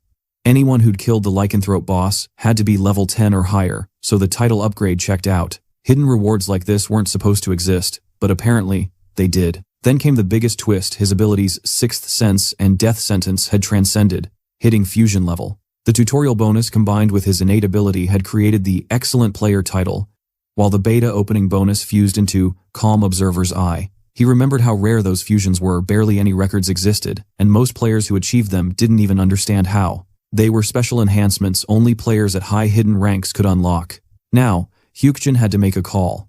His Sixth Sense could fuse with either Calm Observer's Eye or Excellent Player. After thinking it through, he chose to merge the 2 received abilities. At first, nothing happened. But then, agony ripped through his body. It felt like his heart was about to burst out of his chest. Blood spilled from his mouth as the system casually mentioned that the fusion came with an intense pain side effect, and failure meant death. Hyukjin cursed the damn system for not mentioning that earlier, but it was too late now. He was shaking, bleeding, barely hanging on while Sunhwa panicked beside him, screaming for him not to die. And just when it felt like he couldn't take it anymore, the system announced that the fusion had succeeded. A new, innate skill, Eye of Perception, was created. But Hyukjin didn't even get to celebrate. His vision blurred, his strength vanished, and with blood dripping from his lips, he finally collapsed into unconsciousness. Hyukjin jolted awake in a completely different place, disoriented and unsure if he was even alive. His head was spinning, and he swore he'd heard some kind of alarm before everything went blank. Turning to the side, he froze. There was a woman beside him, Kim Ah-hyung, his sister. What really shook him wasn't just seeing her, it was the system window analyzing her emotions right in front of his eyes. It said she was happy and relieved, but also worried. Still, she looked exactly the same as she did 7 years ago, which freaked him out even more. Ah-hyung snapped that he'd gone out to study and vanished for a whole damn week, demanding if he even cared how much she and their mom had worried. Before he could reply, she stormed out, muttering that as long as he wasn't dead, it was fine. Typical Ah-hyung, tough as nails, same as ever, even after a decade. But even after she left, Hyukjin could still hear her voice outside. His innate ability had kicked back in the moment he'd lost consciousness, sharpening his senses. He heard her mumbling under her breath, saying he should have just died instead of making her worry sick for so long. That hit him hard. He apologized silently, because he'd never wanted to be the reason she cried. Memories came rushing back how they'd argued before, when he'd begged her not to work at that crappy factory just to help their mom. insisting he could handle it himself. They were supposed to fight through life together as a real family. And now, in this second chance, he wanted to make that right. When his mother showed up alive and well, Hyukjin felt something heavy in his chest lift. Then came Sunhwa, bursting into the hospital room the second she heard he'd woken up. She threw herself onto him, crying and laughing at once, overjoyed that he'd survived. That's when it hit him for real. He'd gone back to the past. After 7 brutal days in that nightmare tutorial, where survival odds were basically zero, he had actually made it out alive. Now, armed with skills and instincts forged through hell, he was ready. The next time portals appeared in this world, he wouldn't be caught off guard. He'd change everything. A month passed since the great disaster in Jongno, but the world was still reeling. News reports kept replaying the tragedy. Out of 150,000 people, only 5,000 had survived. The tutorial had ended, but the trauma was still fresh. Families shattered, cities scarred, and anchors spoke with forced sympathy while showing endless footage of the chaos. For one broadcast, they brought in a special guest, Soo Yoo-hyun, the guy being hailed as the tutorial finisher. The reporter praised him for saving lives, for fighting off goblins and wolves with his bare hands, calling him the hero who led people to safety. He'd even earned a famous title after his feats, and when asked about it, Yoo-hyun just smiled faintly and said he got lucky. He claimed there were others who were the real heroes, earning praise for his humility. But deep down, Yoo-hyun knew it wasn't humility, it was the truth. Because there had been Hyukjin and Sunhwa, and Hyukjin especially was on another level entirely. The man had faced the floor boss alone and lived. Without him, Yoo-hyun would have been long dead. He hadn't checked yet, but he was sure of one thing: Hyukjin had to still be alive. He damn well hoped so, because one day, he planned to return that favor. At the entrance of the new portal, Hyukjin stood beside Sunhwa, both facing the glowing gate that marked the start of Seoul Station's dungeon. He already knew it would open on June 7th, right at this spot, and as expected, chaos broke out. Civilians were screaming, sprinting in every direction, desperate to survive, because they knew monsters were about to flood out. While everyone else ran for their lives, Sunhwa looked up at him and asked if they should go in. The system's voice echoed, saying only players could enter and at least 7 were recommended. Hyukjin didn't even blink before agreeing they were going in no matter what. The moment they stepped through, the system confirmed entry into the Seoul Station dungeon and opened channel 19207 for the Guardians to watch. Hyukjin couldn't help but think about how, in the future, once humanity figured out dungeon clears, life would get a hell of a lot easier. Back then, even D-rank dungeons became nothing more than glorified tutorials. He asked if Sunhwa remembered what he told her earlier, and when she nodded, he confirmed they'd push forward. Senia appeared again, warning that the dungeon required a 7-player team and trying to remind him of the manual's safety rules. She insisted it was suicidal to enter with just 2 people, and begged him to retreat until he had a proper squad. But Hyukjin didn't give a damn. He simply walked out of the safe zone, ready to move deeper in, just like he'd promised. He was going to show her how a real player conquered this twisted world. Meanwhile, far away in Yoido, the financial district, Yoo-hyun was getting chewed out for ditching his position without warning. He'd become stupidly famous after the tutorials, interviews, TV appearances, the whole deal, but now he was walking away from it all. He apologized, saying he was choosing a new path. The company's owner grumbled, claiming their business wasn't shady like the others, but his irritation was obvious as he told Yoo-hyun to just leave. Stepping outside, Yoo-hyun reflected on how insane the world had become since that day a month ago. Even after leaving the tutorial zone, monsters like slimes still popped up in the streets. Players who managed to grab loot early became valuable assets, trading items for survival. Investing in players had become the new economy, the fastest way to adapt to this broken world. While deep in thought, he overheard a couple arguing about running away because they'd heard of a new dungeon opening at Seoul Station, the same kind they'd seen in Jongno. Suddenly, another intermediate administrator, Neptune, appeared before him, announcing that the Seoul Station dungeon had finally opened, the first since the tutorial. Neptune suggested Yoo-hyun should enter as the tutorial finisher himself, explaining that 7 players were recommended for a full team. He advised Yoo-hyun to recruit people first, but stopped mid-sentence when realizing 2 people had already entered the dungeon. After a short pause, he shrugged it off, telling Yoo-hyun to still form his own team when possible. Then the system laid out the cold truth.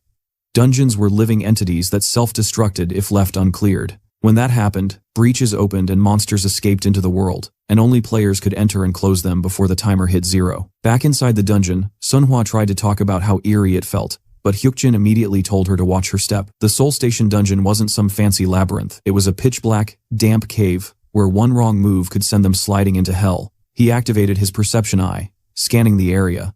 So far nothing looked too dangerous, but that didn't mean they could relax. In their current state, even a simple mistake could screw them up. Hyukjin checked Sunhwa's stats and nearly whistled in surprise she'd hit level 15 at ridiculous speed. There hadn't even been that many monsters since the portal opened, yet she'd grinded her way up non-stop. A 14-year-old girl already pushing level 15, Hyukjin couldn't help but feel impressed. Soon, they reached a massive divide in the path ahead, the infamous 7 fort paths. 7 entrances leading to 7 entirely different routes, each with its own unique item waiting at the end. That was exactly why this dungeon demanded 7 players. Each person was supposed to take one route, and anyone under level 10 was basically signing their death certificate. With only 2 of them here, it was damn near suicide. And Hyukjin was sure Senya was losing her mind watching them right now, but he didn't care. Without hesitation, he told Sunhwa he'd scout ahead and be back soon, asking her to wait. She simply nodded, trusting his words completely. As he stepped toward one of the 7 cursed paths alone, Hyukjin walked down one of the dungeon's eerie paths. Passing the first fork that instantly triggered recognition from the system, the dungeon responded to his presence, activating the Nepala's path within Seoul Station. But fear? Nah, that wasn't in his vocabulary. He kept moving deeper, eyes sharp, curiosity burning to see what this damn place still had hidden. To clear this dungeon, every single path had to be conquered, each one handing out a different reward. The real pain was that collecting all 7 rewards was the only way to beat it. The system was ruthless. Each path automatically scaled its difficulty to match a full 7-player team. Entering the Nepala's path with just 2 people? Straight up suicide. That path was infamous for being the hardest route, known for wrecking unprepared players. Still, countless strategies had been recorded over time, including secret methods that eventually leaked to the public. People even tracked those crazy few who cleared dungeons with fewer members than intended. Then came a new system alert. The Seoul Station dungeon had activated its second charm, the Dugo path. With each opened path, the difficulty would shift, lowering as more were unlocked. What was originally programmed for 7 players would now bend to the will of 1. Another notification hit soon after, revealing the Delansha path's activation. Slowly, every route in the dungeon began to open, each adjusting its level to match a single-player challenge. Once all 7 were unlocked, Hyukjin turned back to where Sunhwa was waiting. The rules never said they had to clear all paths at once, and that loophole was exactly what they'd exploit. With that thought, Hyukjin decided it was showtime. He and Sunhwa stepped into the first path of the Nepala's passage, ready to grind through the madness. Outside the dungeon, chaos was breaking loose. Civilians panicked as the police cordoned off the Seoul Station area, yelling for everyone to stay back and evacuate. Nobody knew what the hell was happening, but the fear was contagious. Yoo Hyun, watching from the crowd, immediately sensed a dungeon portal had opened inside the station. Then, a strange voice echoed through the confusion, dripping with irritation. Someone complained that the cops were messing with his livelihood, blocking him from what was his. Heads turned. The man floating in the air looked nothing like a normal human. The cops shouted for him to identify himself, guns raised, but Yoo Hyun froze. He recognized that face. It was Chris, the intermediate administrator from the tutorial zone. And if an admin was here, that meant a player nearby had triggered something big. The cops barked another warning, threatening to open fire. But Chris didn't even flinch. Annoyed, he grabbed one officer by the neck, asking if he had any clue what he was doing. The others panicked, shouting for him to drop the man and opened fire. But the bullets didn't even touch him. His barrier deflected everything, then hurled them right back. Within seconds, flames erupted and chaos consumed the area. Chris looked around in disgust, calling them noisy insects before declaring that the way to Seoul Station dungeon was now cleared. He smirked, saying it was the perfect time for players to step in. Apparently, some famous names were around, and he made sure to call one out, Yoo Hyun. As Chris spoke, another figure emerged beside him, greeting Yoo Hyun like an old buddy. It was Seo Juhwan, a player Yoo Hyun hadn't seen since the tutorial a month ago. Juhwan chuckled, calling it wild to meet the great finisher of the tutorial here of all places. Yoo Hyun greeted him back, cautious but unsurprised. He'd expected Juhwan to have survived. Memories hit hard.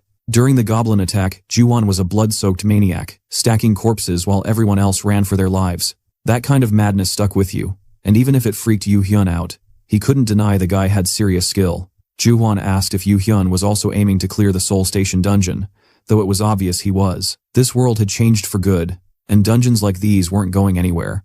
Juhwan grinned, saying that, as long as they existed, players could chase whatever crazy dreams they wanted. It was the ultimate chance to grab power, fame, or whatever the hell they desired. When Yoo Hyun didn't respond, Juhwan mentioned that the administrators said it needed 7 players to clear. Since they only had 6, he threw out the offer to join them, and together they'd crush it. Back in the first path of Nepala's, Hyukjin and Sunhwa ran into a herd of black yaks, ready to rip into the new monsters. The sight of the massive herd made Hyukjin smirk, knowing they had a long grind ahead, so he pushed them deeper into the dungeon without hesitation. As the yaks charged, he swung his sword with precision, killing them one by one, chaining multiple kills and racking up experience points and coin drops like it was nothing.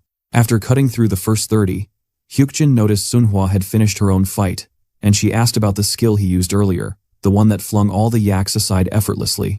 She wanted to know if anyone could learn it, and Hyukjin subtly glanced at the administrator, Senior, acknowledging her curiosity, then whispered that with enough practice, she might pull it off herself someday. The nameless guardian stayed silent while the Lady of Scales looked concerned, and the whispering demon clearly disapproved of his choice to stay vague. Sunhwa asked if just grinding to get stronger would help, and Hyukjin explained that practicing to avoid regrets was key. If she gave her absolute best at the right moment, she could make it happen, just like he had in his past life. Sunhwa didn't fully get it, but his conviction made her trust his words. Suddenly, something floated near them, a ring glimmering in the air, and Hyukjin immediately recognized it, the item he had been waiting for in the dungeon. With that, they cleared Nepala's path and approached the next fork. Sunhwa hesitated, thinking they had to kill every monster like they did in the tutorial, but Hyukjin explained that weaker monsters weren't worth the grind, and leaving was smarter since they weren't alone in the dungeon. Meanwhile, Juwon's group stepped through the portal into the dungeon, noticing it felt more like a cave system than a tower dungeon. Juwon reminisced about the tutorial dungeon, but Yoo-hyun grimly reminded them of the over 10 people who died there, including himself failing to beat the second-floor boss, turning it into a disaster. Juwon just smiled and urged them to keep moving. Finishing faster meant safer returns for everyone. As they went deeper, a player noticed multiple forks, one glowing brightly, leaving them unsure of which to pick, and Juwon decided they should start with the closest, the Nepala's path. Hyukjin and Sunhwa moved through another dungeon path and instantly snagged the second reward, grabbing Ryugo's necklace faster than the Nepala's ring. The protagonist realized Sunhwa was starting to piece together the real purpose of each key item, understanding collecting them mattered more than slaughtering monsters.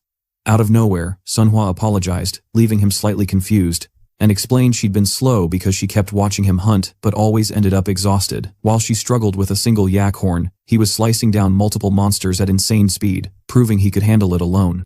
She started worrying she was becoming a burden, but Hyukjin denied it and reminded her he never did anything useless, and his guidance wasn't out of kindness. With that settled, they moved to the third path, where level 14 purple yaks roamed, far more aggressive than the black ones, and one charged at Sunhwa immediately. Its horn struck her head so fast she couldn't even see it, and only later realized it was a projectile attack from the yaks, which Hyukjin explained could hit from range. Confident she wasn't hurt, he let Sunhwa take the lead, calling her an excellent tank, leaving her puzzled by the new role she'd been handed. Waves of horn attacks rained down on her, and Hyukjin praised her ability to endure far more than he'd expected, though she complained it didn't feel safe.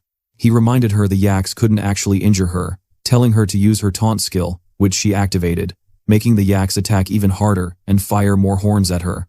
Suddenly, the assault stopped, and Sunhwa realized all the yaks collapsed simultaneously, while the experience automatically accumulated, and Hyukjin explained, purple yaks always fell after using both horns. Finally, they located their goal on the third path, Delancia's bracelet, leaving only 4 more key items to complete the dungeon. Sunhwa suggested hunting the remaining monsters for more experience, but Hyukjin insisted they leave some for other players to prevent congestion and maintain dungeon balance. Outside, other players struggled to handle even one yak, constantly dodging attacks while Yoo-hyun's powerful punches decimated enemies, impressing everyone and proving why he was the tutorial's famous finisher. Juwon observed carefully, noting the team's efficiency was still mediocre, and hunting these monsters gave poor rewards, with only horns collected and little experience gained. He commented it was strange, nothing awaited them at the end of the path, and suggested continuing to explore other routes to avoid boredom. They decided to try Ryugo's second path, filled with black yaks just like before, noticing fallen bodies and broken horns scattered around. Yoo-hyun wondered what Juwon was thinking, and Juwon speculated that the missing rewards could mean someone had already passed through the dungeon or that it was unusually different from normal runs. Considering their team only accessed the dungeon thanks to Chris bypassing police barriers, Juwon doubted any other player could clear it as fast as himself or Yoo-hyun.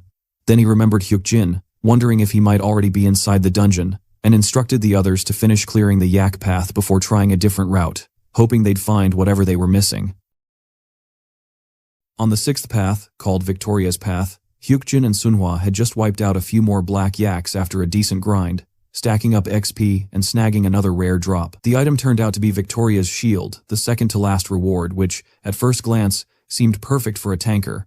But when Hyukjin checked it, the thing had trash durability, barely usable as an actual shield. By now, they had Athena's necklace from the 4th path, Zenith's club from the 5th, and this weak-ass shield from the 6th, leaving only the heat item from the 7th path to wrap things up. Sunhwa figured that meant they were almost done, and Hyukjin agreed since clearing that last one would finally end the dungeon run. As they stepped out of the 6th path, Sunhwa sensed something ahead, and that's when another group showed up, Juwon's squad. They spotted the duo instantly. Hyukjin had expected this meeting eventually, but the fact that it took them this long just screamed rookie energy. Among them was Juwon, who smirked like he had been waiting for this moment. The same guy Hyukjin remembered from the future, the crazy bastard from the Demon King's army, also called Nightmare. That bunch was infamous for being straight-up psychos who fought heroes and committed unspeakable crap for fun, and Juwon, in particular, was known for his bloody hobbies. Hyukjin knew he'd face one of them someday, just didn't think it'd happen this today. Juwon mentioned they'd passed through areas cleared of monsters, and guessed it was Hyukjin's doing, which he confirmed. He looked way younger than Hyukjin remembered, but still gave off that same lunatic vibe. After some casual talk, Juwon pointed out how fast they were progressing, saying a dungeon like this was meant for 7 players, hinting they might need more hands. Hyukjin didn't bite, and coolly said they'd see for themselves whether 2 were enough, making it clear he saw through Juwon's intentions. The group didn't like his tone, but Juwon jumped in before things heated up, suggesting they join forces. He explained that their team had solid hunting experience, and teaming up would make clearing faster and safer for both sides. Juwon added that they could even split the rewards evenly so no one got salty about loot.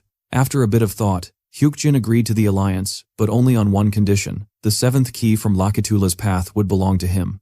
The squad gathered up and stormed into Lakatula's path, diving straight into another yak massacre, stacking XP like crazy as the monsters kept spawning ahead. The others yelled about more yaks up front, and everyone moved together, which made Sunhwa realize how much faster everything went with a full team. Still, she couldn't shake off this weird gut feeling. Hyukjin's movements looked off slower, less precise, almost like he was running out of fuel. Earlier, he'd been soloing everything effortlessly, but now he looked tired as hell, which made her wonder what was going on. Meanwhile, Juwon kept analyzing Hyukjin, curious about what kind of trick he'd been using to clear the previous paths so fast. Seeing him now, Juwon started thinking maybe the guy wasn't that special after all, just a regular player who'd gotten lucky a few times. Eventually, they snagged the Lakatula earrings, the final key item Hyukjin needed, and Juwon picked them up, unimpressed. To him, they looked like some cheap, useless junk, with low durability and no special stats. He couldn't understand why Hyukjin wanted them so badly. Hyukjin walked over and asked if they'd found the item, and Juwon handed it over, mocking its plain look and asking why it mattered. Calm as ever, Hyukjin said those items were necessary to clear the dungeon, but only if collected in the right order, and since he had all 7 keys now, they were ready to finish this thing. To keep his word, he paid Juwon 500 coins as promised, which stunned the guy since earning that much meant killing at least 40 yaks. Juwon laughed, realizing it would be way too easy to rob him later, but still played nice, saying he'd help them until they got out. Hyukjin accepted that offer, though he hinted there was still a lot left before the main quest was done. Juwon rallied his team to follow Hyukjin deeper in, which made Sunhwa uneasy. She worried about his fatigue and asked if he was really okay, but he brushed it off like it was nothing. She hoped maybe she was just overthinking it. Truth was, Juwon was a dangerous guy, level 16, intimidating, and carrying that twisted aura only Hyukjin could see clearly thanks to his eye of perception. He could literally sense the darkness in that guy's head, the same kind of sick energy tied to his blood-soaked future. Hyukjin wondered when Juwon's real self would finally snap through that fake, friendly mask he wore. As they went deeper, they reached the end Menorah Square, where a massive statue suddenly opened its eyes.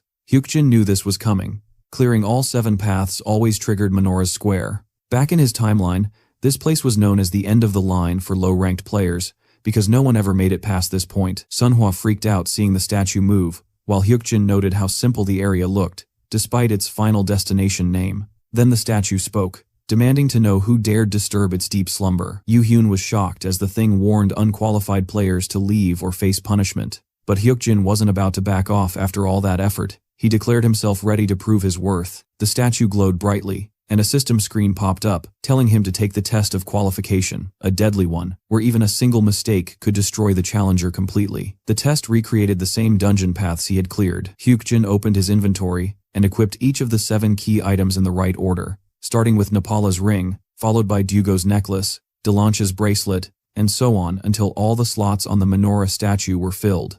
Each piece latched onto the statue, decorating it like a divine relic display. When it was done, Menorah acknowledged him as worthy and asked him to answer her final question, what her name was. Hyukjin remembered the hidden quest lore from his timeline, the one where Menorah or Mandra meant stables. The statue was the guardian of those stables, protecting the hidden treasure of her long-lost master. To unlock that treasure, the player had to claim to be her master, not themselves. So Hyukjin did exactly that, calling himself Rancher, the one who gave Menorah new life. The others were confused as hell, but the statue bowed, recognizing her creator.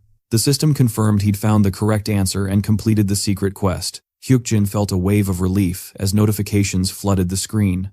The unnamed observer sighed, the Lady of Scales was stunned, and the whispering demon chuckled, clearly entertained by what just happened. Everyone around stared in awe at Hyukjin's success, while Sunhwa's nerves finally eased, seeing it all end well. The others were confused, asking what he'd done and what the system meant by calling him her master. But at least they were safe. Even Yuhyun admitted to himself that Hyukjin wasn't some ordinary player after all. Then, Menorah spoke again, saying her master had left behind items for him to choose from a set of powerful relics. Menorah's gloves, Menorah's fine sword, and Menorah's breastplate, all top-tier rewards that could give massive advantages early in the game. Hyukjin thought carefully, knowing what lay ahead, and had a clear pick in mind. Before he could choose, Juwon stepped up, pretending to be friendly, congratulating him on his win and commenting on how interesting those rewards must be. He admitted he couldn't see what options Hyukjin had, and Hyukjin casually told him it'd only take a minute to sort it out. Juwon smirked, saying that was fine, they'd just leave once he was done. But Hyukjin wasn't fooled. Using his eye of perception again, he caught Juwon staring at Sunhwa like a predator, eyeing prey, disgust and calculation written all over his face. The guy clearly saw her as an easy target, a hostage even, and thought Hyukjin didn't notice. Big mistake. Hyukjin calmly announced that he'd made his choice and selected Menorah's gloves. The statue handed them over a special item that boosted defense by 2, added 3 points to poison resistance, and granted immunity against infections. Menorah wished him well on his journey, and the system finally declared the quest in Menorah's square complete. The next stage popped up as something called the Forked Path, and Sunhwa instantly got curious seeing the 2 split routes ahead. The quest description said, Seoul Station Dungeon still had one last trial left, and if they failed here, the whole place would collapse. At least one player had to enter each passage. Hyukjin agreed that they still had to clear the final paths, which basically meant the dungeon run was nearing its end. Sunhwa asked if they'd finally get to go home afterward, but Hyukjin reminded her it wasn't over yet, and told her to stay sharp and stick close to him. She promised she would, though before the moment could settle, Juwon butted in, sounding all offended, saying this was supposed to be teamwork, not everyone blindly following Hyukjin's lead. He complained that it felt one-sided and suggested splitting into 2 groups to handle the paths more efficiently. Hyukjin didn't argue if that's how Juwon wanted it, then he and Sunhwa could handle one side alone. Juwon chuckled at his confidence, asking how he could be so sure that just the 2 of them were enough. Confidence was fine, he said, but arrogance could kill. Hyukjin didn't deny it, though he could tell Juwon was still salty, probably remembering that humiliating loss from before. When Hyukjin asked how they'd split the teams, Juwon suggested dividing based on balance, 3 players on one side and 4 on the other, and he volunteered himself as the leader of the 3-person team. Naturally, he even proposed putting Sunhwa in the other group as their tanker, pretending to sound fair. Though the look on Sunhwa's face said she hated the idea, Hyukjin shut it down instantly, saying he didn't like that setup at all, and pulled Sunhwa closer. That made Juwon frown and demand an explanation, but Hyukjin simply stated that he didn't trust their team's capability, and wasn't leaving her side. Calling Sunhwa like a younger sister, he'd protect until the end. Juwon realized the 2 of them were inseparable, and smirked, hinting that maybe some guardian had blessed them with special info or benefits, which explained Hyukjin's ridiculous confidence. Senya, listening from above, was startled when Hyukjin casually agreed to it even though it wasn't true.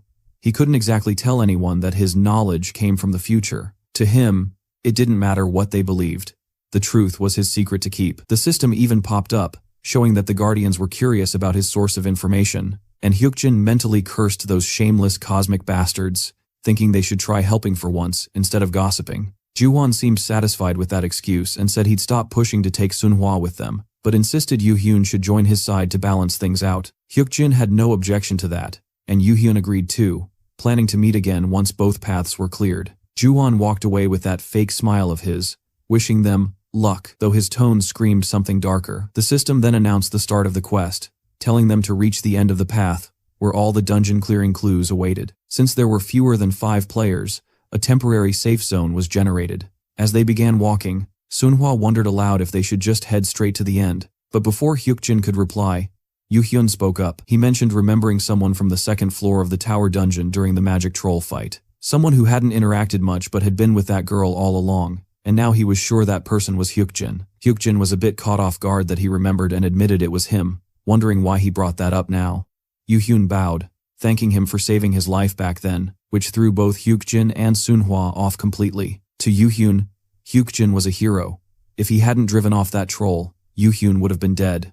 Hyuk-jin thought that was ridiculous. He'd only been running for his life that day, but it seemed like the story had been twisted into a legend. Yoo-hyun said he'd never forget that favor and wanted to repay him somehow, which made Hyuk-jin internally laugh at how straightforward the guy was. The system even confirmed that Yoo-hyun's gratitude was genuine. Hyuk-jin thought it was surreal hearing such praise from someone who'd later be known as the Fist King, and now that same powerhouse was offering him a personal favor. It just didn't feel real. Hyuk-jin told him he'd keep it in mind, and Yoo-hyun happily asked if he could start calling him Big Bro, which totally weirded Hyuk-jin out since they were the same age.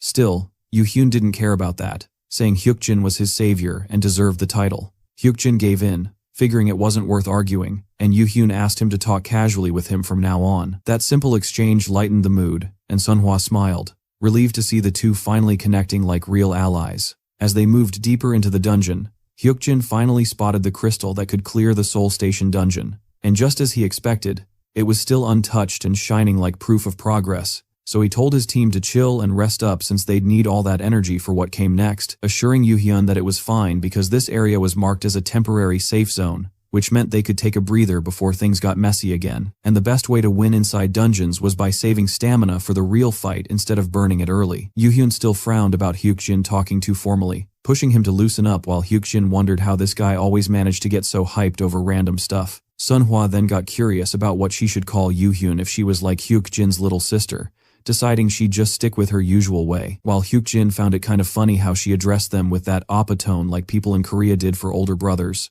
But she made Yoo-hyun freak out a little when she called him Mr., making him feel like some middle-aged boomer uncle, and Hyuk-jin just sighed, thinking kids from this generation were really built different. Yoo-hyun then asked if the crystal was really that exhausting to handle, and Hyuk-jin explained that dealing with it was tied to clearing the whole dungeon, because finishing the final stage could trigger traps or hidden challenges. But before that, they had another problem waiting to blow up. On the other side, Ju-won's squad was making their move, heading toward Hyuk-jin, and the system suddenly dropped a warning saying that since more than 5 players had entered, the temporary safe zone was gone, throwing everyone into alert mode as Hyuk-jin told them to get up because shit was about to go down. Ju-won's crew showed up, acting smug, mocking how slow Hyuk-jin's team was despite all that confidence. But Hyuk-jin coolly said they'd just been waiting for him, already knowing this setup was coming from the start. Ju-won scoffed, calling him a know-it-all trash, and lunged in swinging his sword, throwing a jab that he should have been more humble since he'd die by his own hands anyway, but Hyuk-jin fired it right back, asking if he was even capable of killing him, and that's when the real clash began, blades flashing, the two moving fast as hell through the narrow space. Ju-won mocked that Hyuk-jin's confidence seemed to vanish since he was only dodging instead of attacking back, taunting that it was pathetic for someone who bragged so much, while Yoo-hyun and Sunhwa got tense seeing Hyuk-jin hurt his hand trying to defend himself. The enemies split off, going after Yoo-hyun and Sunhwa, and one of them missed a hit and laughed, calling Yoo-hyun overrated, while the others joked that fighting someone as weak and cowardly as him would take less than 5 minutes since they had the numbers. They laughed about how they'd kill Sunhwa if Yoo-hyun slipped up, warning him that if he wanted to live, he'd just have to hand her over. But Yoo-hyun's glare said everything. Ju-won, meanwhile, said it was getting boring with Hyuk-jin only defending, wondering if he had anything cooler to show since he looked like a total rookie when fighting players instead of monsters. The whispering demon watching them seemed to enjoy every insult thrown at Hyuk-jin, but the protagonist just smirked inside, realizing Ju-won wasn't even using shadow ambush, meaning the guy wasn't half as skilled as he pretended to be. That pissed Ju-won off, telling him to keep that arrogant face so he wouldn't feel bad killing him, And Hyukjin finally asked one last time if he'd really kill them for not handing over Sunhwa, but when Ju-won said he'd take her either way, Hyukjin charged forward, pressing something onto his chest that made him cough blood, warning that what happened next was all on him. The story then cut back to an hour earlier when Ju-won had been plotting outside with his team, ignoring someone who said they should just clear the dungeon since the intermediate administrator had blocked the entrance. But Ju-won said screw that, deciding he'd just snap Hyukjin's neck and take what he wanted. The others realized he wanted to ambush them mid-run, reasoning that Hyukjin's team would be tired, making them easy prey. Though one guy hesitated, saying Hyukjin looked skilled, but Ju-won brushed it off, claiming his stats weren't that different, and that Yoo-hyun was the only real threat. His plan was simple: let his crew gang up on Yoo-hyun while he personally tore Hyukjin apart. Back in the present, things flipped fast. Hyukjin's move suddenly leveled up like crazy, his reactions sharper, his strength heavier, making Ju-won panic as if the guy's entire stat chart had skyrocketed. Yoo-hyun too was holding his own, knocking players down one by one, while Sunhwa tanked with her platinum shield, blocking a brutal strike that left the enemies stunned, giving Yoo-hyun the opening to land a power punch straight into a player's chest, sending the dude flying into a dungeon wall. Seeing that, the rest panicked and tried to back up Ju-won, shooting arrows toward Hyukjin, but the guy dodged them effortlessly, even avoiding one from his blind spot like he had eyes in the back of his head, leaving everyone shook. Hyukjin noticed the long-range support was more annoying than Ju-won himself, but Yoo-hyun was wrecking them anyway, smashing through anyone who tried to corner him. As chaos spread, Hyukjin stayed focused, and suddenly, he splashed something from his thermos onto Ju-won, a strange liquid that made the guy confused before realizing it wasn't water but something sticky and sweet. Hyukjin told him to look around as the walls started crawling with creatures, and within seconds, massive honeybees stormed out, swarming straight for Ju-won's team. Everyone froze as the bees tore through them with grotesque stings, while Hyukjin just stood calm, knowing exactly how this event worked. He'd triggered the honeybee swarm on purpose since bees reacted to sweetness, and the honey water was basically bait. He also knew that in this dungeon quest, they showed up in huge numbers, not strong individually but deadly together, especially if there wasn't a fire mage to burn them off. He yelled for his teammates to duck, knowing the bees lost their target once you got low enough, while Ju-won's gang screamed in pain as the swarm stung them endlessly until everything went silent. When it was over, Hyukjin and his crew stood up, watching the aftermath, and he felt no pity, thinking that people who hunted others deserved death as their punishment. The system announced that this counted as the first player kill since the tutorial, and Hyukjin had awakened a new innate ability called an eye for an eye, a tooth for a tooth, a skill that let him return the damage or action he'd received as revenge, giving him a major stat boost that could scale even higher the longer it stayed active. He found it strange since he'd never awakened anything like that this early before, remembering that in his past timeline this ability had remained dormant. It was an ability known for activating only against those who attacked first, perfect for one-on-one fights, and almost everyone knew about it in his previous world. Still, it felt weird that it had appeared now. Yoo-hyun then stepped up saying it wasn't Hyukjin's fault, and he shouldn't feel guilty since anyone would have done the same in a life-or-death situation. And Sunhwa agreed, saying those guys were bad players anyway. Hyukjin understood they were just worried about him blaming himself, but he didn't. He believed that leaving killers alive would have only gotten them killed later, and if that meant becoming a murderer to protect his team, then so be it. The system notified that the Lady of Scales acknowledged his resolve, admiring his decision and even considering rewarding him for it. Hyukjin noticed the way his teammates looked at him had changed, filled with more respect and awe, but deep down, he didn't feel anything for the ones who died. It just hit him how much he'd changed from who he used to be. Returning to the crystal, Hyukjin figured clearing this dungeon was just a matter of time since only 2 more crystals needed to be destroyed, but before they could move ahead, the damn crystal suddenly began darkening as if rejecting their presence. The system declared that the Soul Station crystal wasn't welcoming intruders, and the moment his perception eye flared up, he sensed danger closing in. The players got startled, but Hyukjin calmly told them to move back while assuring everything would be fine and that he'd handle it.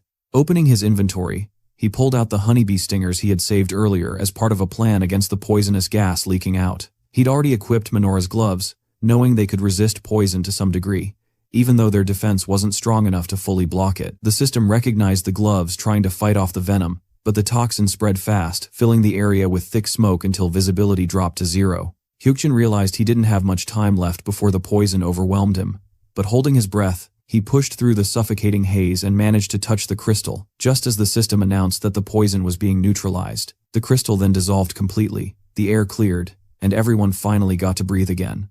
Gasping and exhausted, Hyukjin recovered from the strain, his hand burning from the effort. But the Soul Station crystal was now his. That also meant he'd completed half the dungeon's total objectives.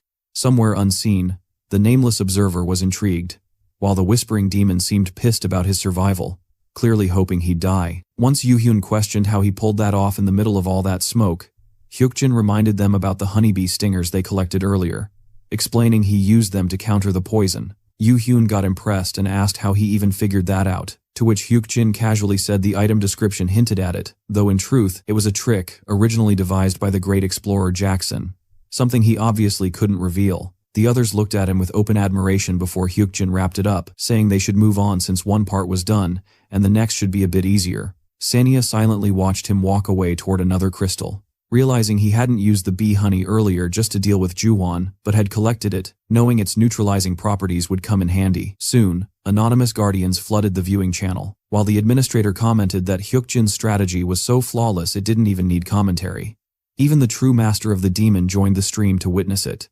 When Hyukjin secured the second Soul Station crystal, the dungeon's completion conditions were fulfilled and the break was officially sealed. Right after, Senya approached him personally with the rewards, which caught him off guard since it was rare for her to handle it herself. She explained that every party member would receive a bonus status point, and Hyukjin, being the first to clear the dungeon, could choose his own reward. There were 3 options: Gold, Recovery Elixir Type A, and Recovery Elixir Type B. The gold was extremely tempting, since 3.75 kilograms of it equaled around 200 million won, a massive sum that also hinted at something important for future dungeons. Still, Hyukjin knew that in this early stage, players weren't protected by law, meaning part of their earnings would get taxed, and the government could even seize gold under the pretense of otherworldly safety regulations. Losing it all was a real possibility, so he gave up on the cash dream and picked Recovery Elixir Type B instead, a safer, smarter choice. The nameless observer grew curious about his reasoning, the Lady of Scales couldn't quite decide, and the whispering demon grudgingly respected his decision. In the end, with the Soul Station dungeon break sealed and the mission fully complete, the group finally stepped out safely, leaving the chaos behind. Later, while riding the old local bus, Hyukjin tried bringing up something serious with his sister, catching her totally off guard when he asked about moving away. She stared at him like he'd lost it, wondering if he suddenly got rich or something. Hyukjin just shrugged and told her he'd saved up a little, around 100 million. His sister thought he was drunk, and honestly, he couldn't blame her. For their family, that kind of money sounded unreal, more than they'd ever even dreamed of having. The guy had pulled it off using the Recovery Elixir Type B, an insanely effective cure for a specific illness. Just like in his past timeline, he gave it to the same person Juwon once did, a rich guy who could afford a massive payout and just so happened to suffer from that illness. The deal went exactly as planned, 1 billion won in exchange, and a valuable connection to a big shot. As he thought about how smooth everything went, his sister was glued to her phone, watching the news where CEO Song suddenly appeared. Hyukjin instantly recognized him, the bald CEO, who should have been rocking a wig by now. His sister was shocked, since even the fake hair tech looked real. But Hyukjin knew better. He'd seen the dude's hair actually grow back after using that elixir. Turns out, Recovery Elixir Type B wasn't just for healing, it was secretly a top-tier baldness cure. Song, the self-made powerhouse of his corporation, saw it as an investment goldmine and offered 100,000 cash plus an apartment in return. He even agreed to help Hyukjin adopt Sunhwa, a cheerful girl whose future had been uncertain since her dungeon tutorial days. Hyukjin's mom adored the girl, saying she brought good energy into their home, and so he figured it was time to give everyone a better life. He dropped the news about moving into their own house, but his sister barely listened, sighing while scrolling her phone. He smiled anyway, thinking the family would finally have peace, maybe even go out for dinner that night. But that moment got wrecked when a glowing portal suddenly ripped open in the middle of the street. It hadn't even been long since the Soul Station dungeon incident, and now this. Out of the chaos stepped a familiar face, Shin Yanseo. The bus screeched to a stop, people panicking, while Hyukjin got ready to jump off. His sister thought he was crazy since the place was far, but he couldn't ignore it. Only one portal had appeared in the Hongjudong area, the same one known as the first dungeon ever cleared by the Empress of the Sword. It wasn't just famous because it was a special dungeon, but because that's where the strongest PvP fighter in history first rose. Hyukjin approached Shin, realizing she had no clue who she'd become years later. Right now, she was just a bright, curious girl with a totally different vibe. He could see her status window level 19, loaded with skills, and described in a hilariously cheesy way. When he warned her about monsters spilling out if the dungeon wasn't cleared, she mentioned her administrator had said the same. There hadn't been any dungeon breaks so far, thanks to Hyukjin's insider knowledge from his past life. Back then, Seoul Station had collapsed multiple times before his strategy saved it. This time, he was ahead of everything, making sure no one died needlessly. But even he knew he couldn't stop all dungeon breaks forever. Eventually, there'd be too many for him alone to handle. He asked Shin if she was planning to enter, but she hesitated, doubting herself. He told her it was fine after all. She'd eventually surpass even the legendary tutorial finisher. When he suggested teaming up, she seemed surprised but excited and sent him a party invite. They were both level 19, evenly matched, and she was relieved to know she wasn't lagging behind. When she asked his age, she was shocked to hear he was 20, thinking he sounded way older. In truth, he was mentally 30, but his body was still young. She suggested dropping the formal talk since they were the same age, and he agreed. He knew if they made it out alive, they'd both change the game forever. Without wasting another second, they stepped into the portal of light together. His sister could only stand frozen, watching him disappear. Inside, Hyukjin stared down the underground tunnel, curious about its layout. The return portal behind him was still active, meaning escape was possible. And if Shin Yanseo could solo clear this place after the tutorial in his past life, then this one shouldn't be too hard for him. Suddenly, the system alerted that monsters were appearing, catching him off guard. Rabbit tag monsters between levels 20 and 18 emerged, making him curious. Shin, who arrived shortly after, was impressed because they were large monsters. She asked if they were some sort of boss types, even though they didn't look that strong. The protagonist had to agree they weren't strong monsters despite their height. Unlike players, he could tell how strong a monster was just from its appearance. They were rabbits, so they didn't seem threatening or powerful like other monsters. Their main trait was that they fled quickly when they judged a target as a threat. That's exactly what happened. Hyukjin knew they ran because they feared them. If possible, they had to kill each one in a single blow, and he asked if she could do it. Shin smiled in agreement. She had the perfect skill to make that work. It was expected. She had the title of one-hit finisher, always being the Sword Empress, even if it was still a bit early. She charged at the monsters with her sword and defeated them without any problem. That was the innate ability of the Sword Empress, the one-hit finisher. It was impressive on its own, but he didn't expect her to be this skilled this early. Her behavior also changed the moment she started fighting. She looked like an ordinary college student just a short while ago. Now, she perfectly matched the battle-obsessed woman he remembered. Setting that aside, he never would have guessed this portal was filled with rabbit monsters. They were practically invincible against people with poor attack speed, but their attack and defense power was weak, even though they were particularly well known. Still, among other players, there was another reason for their interest. With a bit of luck, he was able to get that thing there, though nothing dropped this time. Shin asked if he'd been here before, and he denied it. It was his first time. She thought that because he was killing the rabbits with such ease and speed, to which she replied that she also only needed one strike for each of them. Even so, Shin sighed and let it go. There was no need to argue. Now that she knew they were the same age, trying to talk normally was kind of driving her crazy. She just wanted to speak casually, and Hyukjin finally introduced himself to her. Shin was about to call him by name and introduced herself too. But there was something she wanted to ask. She was wondering if he had a lot of knowledge about portals, but she was sure of it after watching him kill that rabbit, even if she didn't understand how he knew so much. Hyukjin remembered spending hours studying portals that appeared at specific times. His last exam covered association policies and how frequently portals occurred. He simply answered that he tends to learn everything he studies somehow. She still smiled, saying it was hard to believe something like that. The Whispering Demon was impressed by the protagonist's answer. Even more monsters appeared, and Hyukjin said they should talk after dealing with them. Among the items dropped by the rabbit monsters, some stood out. There was something that could greatly help players between levels 30 and 40. Hyukjin hadn't expected it to drop after just killing 1 or 2 rabbits, but since it was there, he made a point to get one before leaving. He would hunt until it appeared. Sinia was just watching when she heard a voice praising the player, saying he really was interesting. A girl named Ro asked if Sinia was the one broadcasting him to the Guardians. Ro was curious because the player had reached level 19. Not many players should be able to keep up with Shin. They could try to view his current status, but access was denied. Sinia explained that wouldn't be possible. Hyukjin had modified access to his professional information. He even removed his player name from the ranking board. Ro was surprised, wondering how he suddenly knew about access permissions. Normally, players weren't told about that kind of thing, and she asked if Sinia had told him. She replied that obviously she hadn't. She hadn't done anything against the commandments. There was nothing to worry about, but Ro still thought the whole thing was strange. She could see a player using the system, but doing something this blatant. He seemed like the kind of man who took advantage of easy targets. In any case, broadcasting Hyukjin should be a good source of income. Ro wanted to know if she could take on the job when Sinia wasn't available. Once again, Sinia replied that none of that would be possible. She had signed an exclusive contract with the protagonist, which really surprised Ro. That kind of thing could only be done 3 times. But still, she had stepped forward and acted. There was nothing Ro could do if he turned out to be the early rising type. But none of that had anything to do with Ro to begin with, and it never would. While the players kept fighting, Hyukjin suddenly saw an item drop.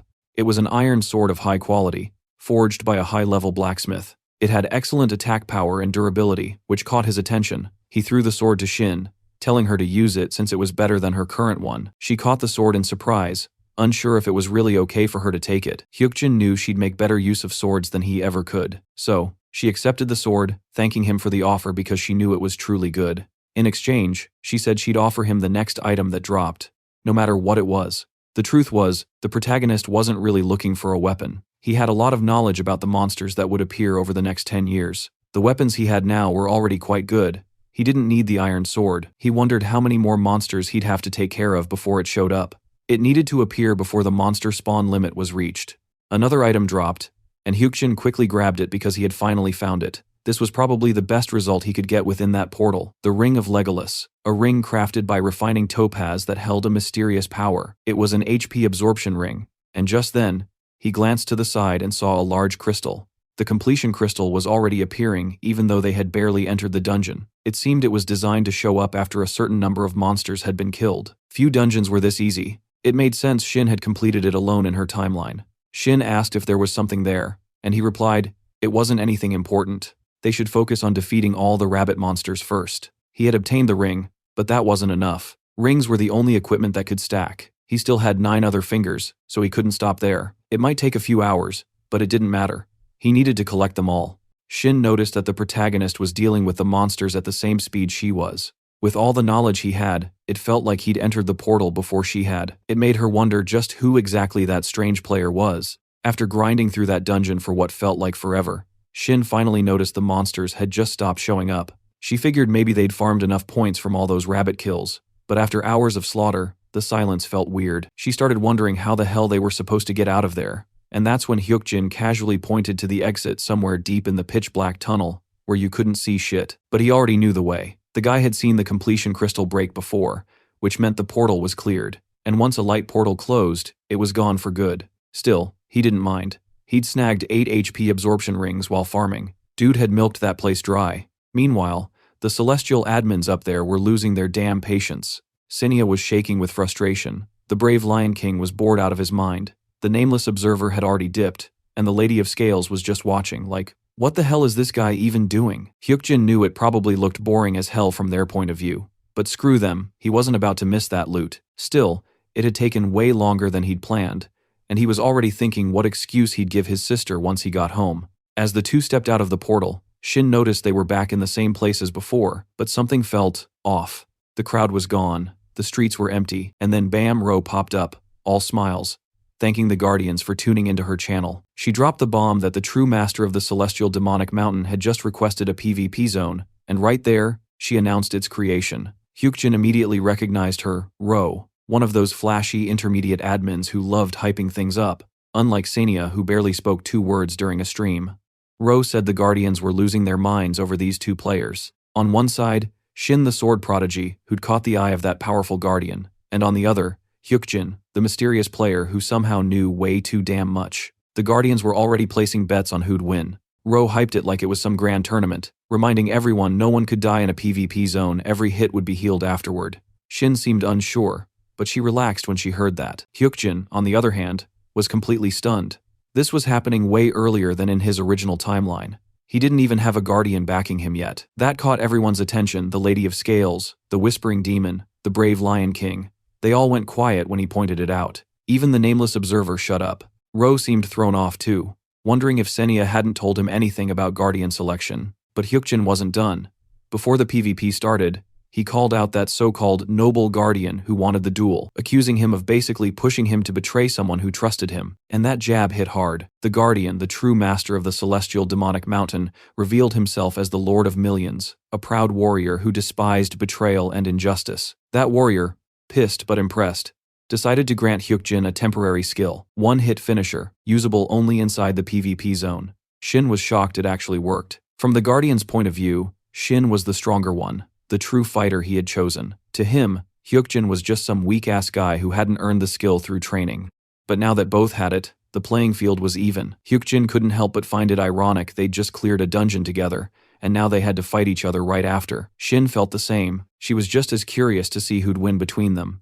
Hyukjin had impressed her before he hunted at her pace, navigated the portal like he had night vision, and always knew what to do next. It was like he could see the future or something. Now, she wanted to see how far he could go when he went all out. Both readied themselves, and the Guardians were hyped, the brave Lion King yelling for them to start, while the proud warrior just watched silently. When the duel began, their blades clashed at the same instant, and Hyukjin's eye of perception triggered. Sparks flew as they traded blows, and even though he could predict her next move, she was tricky, sometimes faking him out, making it hard to counter. Ro was losing her mind watching the fight. It was intense, skillful, and unpredictable. But even with that advantage, Hyukjin couldn't break through. His swordsmanship was still limited. Shin noticed his sharp senses and smirked, saying she'd start taking things seriously now. That shocked him so far. She hadn't even been fighting at full power. Once she went all in, her attacks hit harder, and even though it wouldn't kill him, getting smacked by her sword definitely wasn't painless. Hyukjin was impressed. She'd already figured out her limits and adjusted. She probably thought they were evenly matched now, but in truth, it all came down to timing the moment to use one-hit finisher. They kept going until Shin missed a strike, slicing through a tree instead. She blinked. Had he been holding back too? Before she could react, Hyukjin used his temporary skill, darted behind her, and pressed his sword lightly to her neck. That was it, match over. Shin admitted defeat, giving Hyukjin the win for the first ever PvP zone. He was honestly caught off guard. PvP zones weren't supposed to appear this early, but hell, he wasn't complaining. The title of first opponent began to generate, awarded to the winner of the first PvP battle. The opponent gains a considerable advantage in elevated terrain over other players. It granted him Light Step, a skill that lets you leap forward before your opponent can react. A formidable light-based technique that didn't require any mana to use. There had been many speculations about how the Empress of the Sword obtained Light Step, but the truth was that she had won a PvP battle in Hyukjin's original timeline. Shin asked what exactly he had been thinking about so much he had won, so he should be happy with his reward. Either way, she was so shocked she called her mother for the first time since elementary school. If Ahyung saw her now, she'd probably be just as surprised. In a way, it felt like stealing the Empress of the Sword's skill, but it wasn't intentional, and Hyukjin had won, so he didn't have anything to worry about. Besides, it seemed like they were shocked that he had actually won, and the Guardians talked about it. It was as if all 4 Guardians were watching with vivid interest. They were probably trying to make a good impression because they knew about the selection. The brave Lion King kept mocking his dirty tricks, as expected. That guy still firmly hated Hyukjin despite everything, but for some reason, he kept watching his channel even while hating him that much. The PvP zone was deactivated, finally ending after a long moment. The wound he got during the battle was healed, just as they had been promised. At that, Shin reminded him they weren't going to go their separate ways just because of this. She wanted his number so she could give him hers too, which left him confused. In truth, Shin thought they might team up again later, not to drink or anything like that, but to work together in the game. And after everything, she had ended up liking the kind of person Hyukjin was. She was really straightforward, so he couldn't do anything but accept it.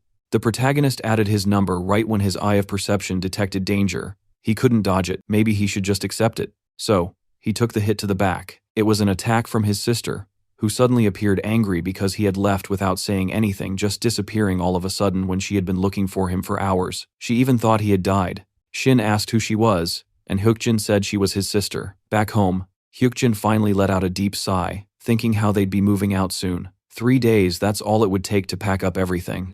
After years of struggle, his family could finally live a better life. Even after he showed them the house papers, they still looked like they couldn't believe it. But he knew time would prove it. Their future was about to change for the better, and that was a damn fact. Still, the rest of the world was heading straight toward chaos just like before. He remembered clearly, in the old timeline, the cataclysm hit on May 11th, 2018. The world fell apart overnight, with over 20 million people dying inside the tutorial fields. The internet went wild, people freaking out, talking non-stop about the coming end of everything. Big corporations like Sun tried turning it into a business opportunity, calling it new technology, and launching projects to cash in on it. Everything so far matched exactly with Hyukjin's notes. If the pattern continued, then on June 16th, 3 days from now, dungeons and portals would start appearing across the country. He could see the future, sure, but that didn't mean he could fix everything. He wasn't some hero or saint, just a player doing what he could. His only job now was to survive and keep playing. June 16th was also the day of the infamous Iyuang murder case, where 6 people would die along a mountain route. Nobody ever found the killer, but Hyukjin knew what had to be done. He and Sunhwa headed up the mountain, pretending to hunt monsters. Slimes were everywhere, but they were too weak to even count as real monsters. When Sunhwa asked if there was anything more exciting around, he told her about a lycanthrope, which immediately freaked her out. Meanwhile, the world was panicking. Reports of monster attacks like the one in Jeonnagu were spreading like wildfire. People were terrified, clueless, and desperate. The so-called intermediate administrators were butchering humans without mercy, and modern weapons were useless against them. While climbing, Hyukjin noticed 3 middle-aged women nearby, exactly where the victims were supposed to be. One of them froze as he approached, panicking and reaching for her phone. He tried to warn them to stay quiet. It was dangerous to make noise, but 2 of them screamed anyway, calling the cops. And that's when it showed up. A level 24 lycanthrope burst out of the shadows, reacting to their screams. The women bolted in terror while one fell to the ground, trembling. Hyukjin rushed in front of her, blocking the monster's path. He had been tracking its bloodlust since entering the mountain, and now it was time to face it head-on. No tricks this time. But something felt off. Another bloodthirsty presence lingered nearby, something even deadlier. Before he could locate it, an attack came from behind. He dodged fast, activating his light step skill. The system pinged, asking if he wanted to switch his title to Excellent Player. He accepted instantly, boosting his speed and power, then launched a precise strike on the hidden assailant, a level 27 six-tailed fox. That shocked him. A spirit-type beast showing up here was unheard of. These things were stealthy, tricky, and used spiritual magic to hunt. While Hyukjin fought, one of the women was badly injured, and the lycanthrope lunged again, but Sunhwa jumped in, taunting it to draw attention away. It wasn't her first fight, but this time was different. Last time, she'd been paralyzed with fear from its howl, but now she stood firm, resisting the status effect completely. Using her Platinum Darkness skill, she faced it head-on, refusing to give in. Hyukjin moved in at the right moment, striking the lycanthrope and saving her, while Sunhwa finished the beast off with a brutal hit that sent it flying. The system rewarded them experience, coins, and a title, Predator of the Tutorial Field, Hidden Piece, King of Wolves. The lycanthrope went down easier than expected, but the 6-tailed fox had made everything messy. One woman didn't survive the attack, and the other 2 backed away in horror, calling Hyukjin a monster. He looked at the body with quiet guilt. This was supposed to be the infamous Mount Wang case. The government had once bragged about killing the lycanthrope, but they'd never realized the true predator, the 6-tailed fox, was still alive. It had slipped away back then, invisible to their tech, and now, even though it was wounded, Hyukjin knew it hadn't gone far. Meanwhile, somewhere else the women were screaming, pointing at the 6-tailed fox that lurked nearby. Hyukjin stepped forward, realizing the beast wasn't far. It needed human flesh to heal, especially organs. That explained why it went after the fleeing woman instead of them. The wounds on its belly told the story it was desperate to feed, but something felt off. It wasn't the real fox. What stood before them was just a doppelganger. The real one was hiding. Using his detection ability and the eye of perception, Hyukjin spotted it camouflaged high in a tree, silently watching. It didn't know he'd seen it, so he had to pretend to be unaware. He told Sunhwa to provoke the clone, keeping the real one's attention fixed. Her taunt worked partially. The fox got agitated but didn't fully commit. Hyukjin told her to keep at it, stay loud, and trust him. She continued baiting the creature until it finally lunged forward. The clone wasn't an illusion. It was a physical copy that shared stats with the main body. Its strength was halved, making it easier to defend against. Still, killing the clone wouldn't end things. The real body would just sense the danger and run. The system then offered him a solution, a starter dagger for 260 coins. Without hesitation, he bought it, locked his eyes on the real fox, and threw the blade. In that instant, notifications flashed. The brave Lion King is interested in your throw. The nameless observer is watching. The true master of the celestial demonic mountain mocks you. Seconds later, the fox vanished. Sunhwa froze, confused, thinking she'd heard an arrow sound. But it wasn't that the dagger had struck the real body, dead on. Hyukjin climbed up, finished the job with his sword, and looted the corpse. Experience gained. Coins earned. Level up. 26. Among the spoils, he obtained the foxtail, a valuable item from a 6-tailed beast, perfect for the upcoming dungeon. Before he could even breathe, the sound of helicopter blades filled the air. Someone had called the police. Getting dragged into that mess would only complicate things, so he prepared to leave. But then Senia appeared fluttering in with trembling wings. She asked his current level, and he told her to scan him. She did, but her wings shook harder. Then suddenly, everything froze. Time itself stopped. It was the Lady of the Scales doing. A pause. Messages from various guardians poured in like a storm. Each one came with an offer. The brave Lion King praised his courage and offered a tier 3 elixir of great strength. The Lady of the Scales and Whispering Demon chimed in with their own gifts. The Typhoon Sword of Jo Sung-hyun, a rare-grade weapon, and the Demonic Fruit, a consumable that boosted player growth but turned one's alignment evil. Both items were ranker-level gear unheard of at this stage. Then came the most shocking one. The true master of the Celestial Demonic Mountain offered to teach him the Celestial Demonic Art, an absurdly overpowered technique. Only the nameless observer remained silent, watching quietly like always. Hyukjin understood what this was. They were all fighting to recruit him before he reached level 30, bribing him with gifts to win his favor. That's why Senia had been trembling earlier. She knew this chaos was coming. Now she was stuck in the middle of a guardian power struggle, probably flooded with complaints for not announcing it earlier. Hyukjin could tell she was about to break. He teased her about it, saying she clearly knew what was happening. She tried denying it, but he wasn't having it. When she got snappy, demanding to know what he wanted, he casually replied, 3,000 coins. She tried haggling it down to 2,000.